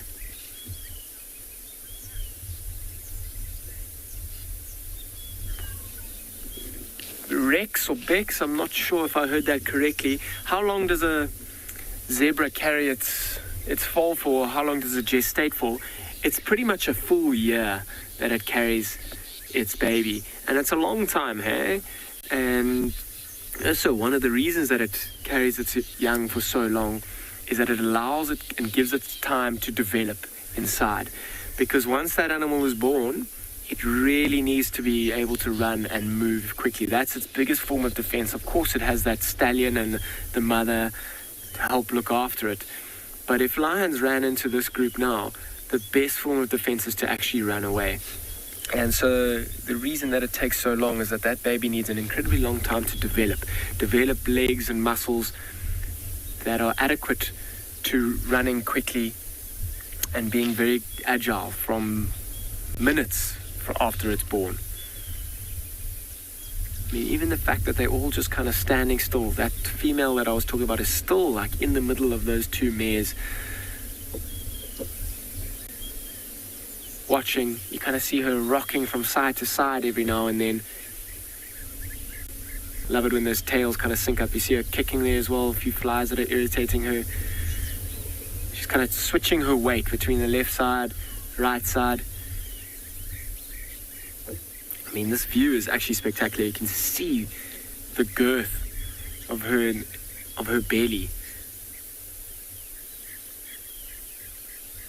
I'm sure she can't wait to give birth and actually drop. I mean, it's been a year that she's been carrying it, and she's probably incredibly uncomfortable at this point. I really hope we can pick up that foal. You'll see its legs often kicking in that belly. And almost when it does that, it moves the whole female. She'll kind of sway and rock. That's when you know it's kind of time for that baby to be brought into this world.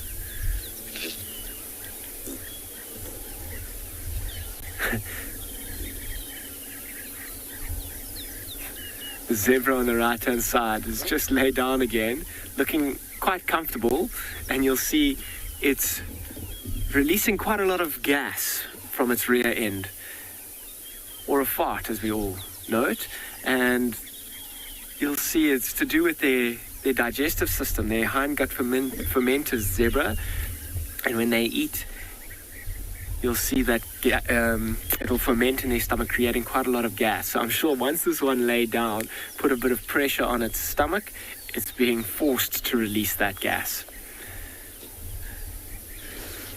It looks quite strange just lying there, snoozing.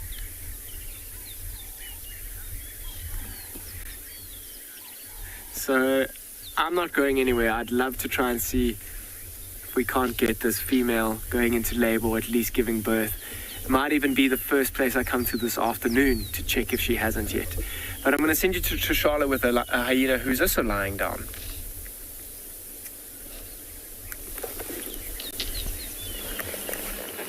Oh, that would be very, very exciting. It would be a whole baby full day. Whole day just on babies. That would be excellent. Hopefully this little baby that we want to come out of the den will. But I think our patient's pants, take them off, give them a wash, put them back on this afternoon.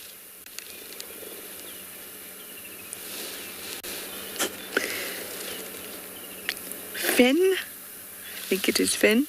You'd like to know how long hyena cubs stay in the den for? They'll stay exclusively at the den for about the first 6 months. And then after that, they'll start to wander around, wander off. And then by a year, they'll stop using the den. They may still hang around den sites, but they will stop actively using the den. Then they'll be moving around and things like that. Sometimes it extends even further than that, because they still may have a couple months of weaning left in them. The maximum time for them to be weaned is about 1.5 years, but generally about 15 months or so. So it can extend to even that long, but by that time, really, the den site has just become a communal place where everyone can come together and settle. It's also a place where they would have done most of their territorial markings, and a very familiar and safe place for them. So they may not use the den tunnels and things like that, but they'll still be around it up until the point that they stop suckling from mum.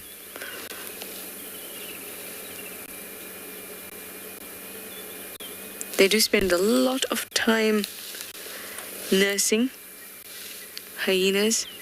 It's a very, very, very long period of producing milk, which is very intensive for the body of the females. but it's also necessary for the cubs to develop to be strong and capable sub-adults. And also remember that weaning time, that's the maximum. So most of the cubs are weaned around a year.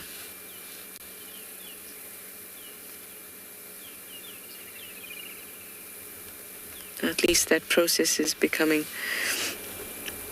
well underway, and they'll be feeding less and less and less often. Remember, they'll already be eating meat, and a lot of it. In fact, the majority of their diet would be meat at that time. So the use of the den just falls away more and more.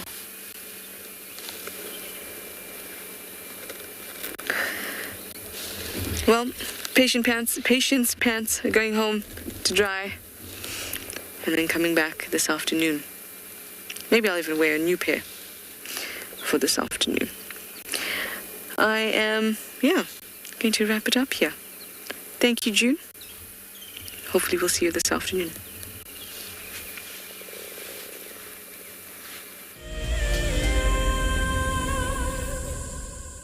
Wild Earth is launching our brand new Explorer program with an opportunity to win a very special Wild Earth expedition. The lucky winner will get a behind-the-scenes Wild Earth experience at the magnificent and beyond Ngala Tainted Safari Camp. The prize includes a 3-night stay for you and a friend with a chance to sleep out in the unique Ngala treehouse. Become a Wild Earth Explorer and stand a chance to win this and many other prizes. Terms and conditions apply.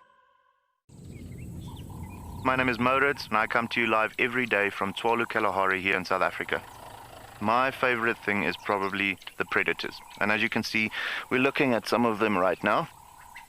These are the kings of the Kalahari. Spending time with the cats, it's just a privilege, and I love their behavior. You know, the more that you look at them, just the power and the sheer beauty and elegance of them. Catch up with the guides daily here on Wild Earth. Welcome to my car. This is Wendy, and she's my favorite. She would love to have your name attached to her, so you can be with her every single time she goes on a safari here in Djuma.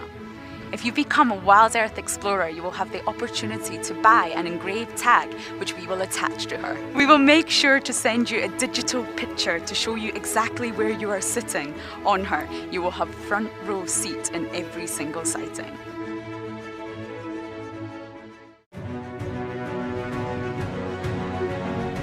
Hello, boy. You are a monster. And he's coming right up to us. Hello, boy. Oh, settle down. Settle down. He is very, very close. He's pushing his trunk against the car. You can feel the car moving. Hey, hey, hey, hey. Stop that. Expect the unexpected here on Wild Earth daily.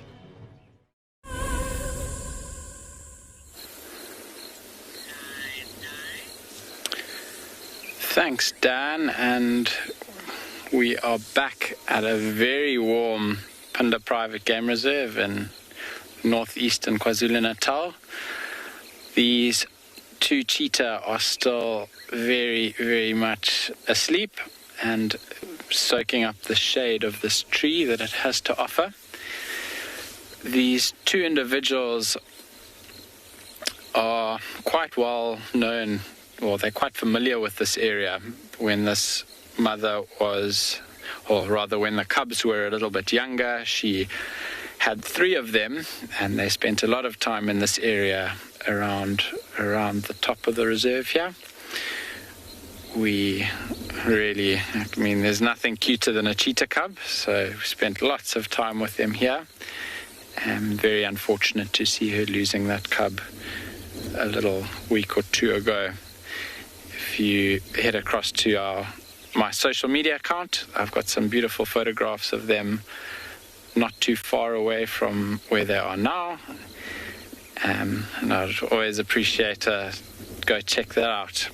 Don't forget to look at the Wild Earth official Instagram account and their social media platforms, where they post lots of beautiful footage that we pick up while we're coming out on drive. I think for the rest of the day, these cheetah are going to be lying around in the shade of this tree waiting for an opportunity.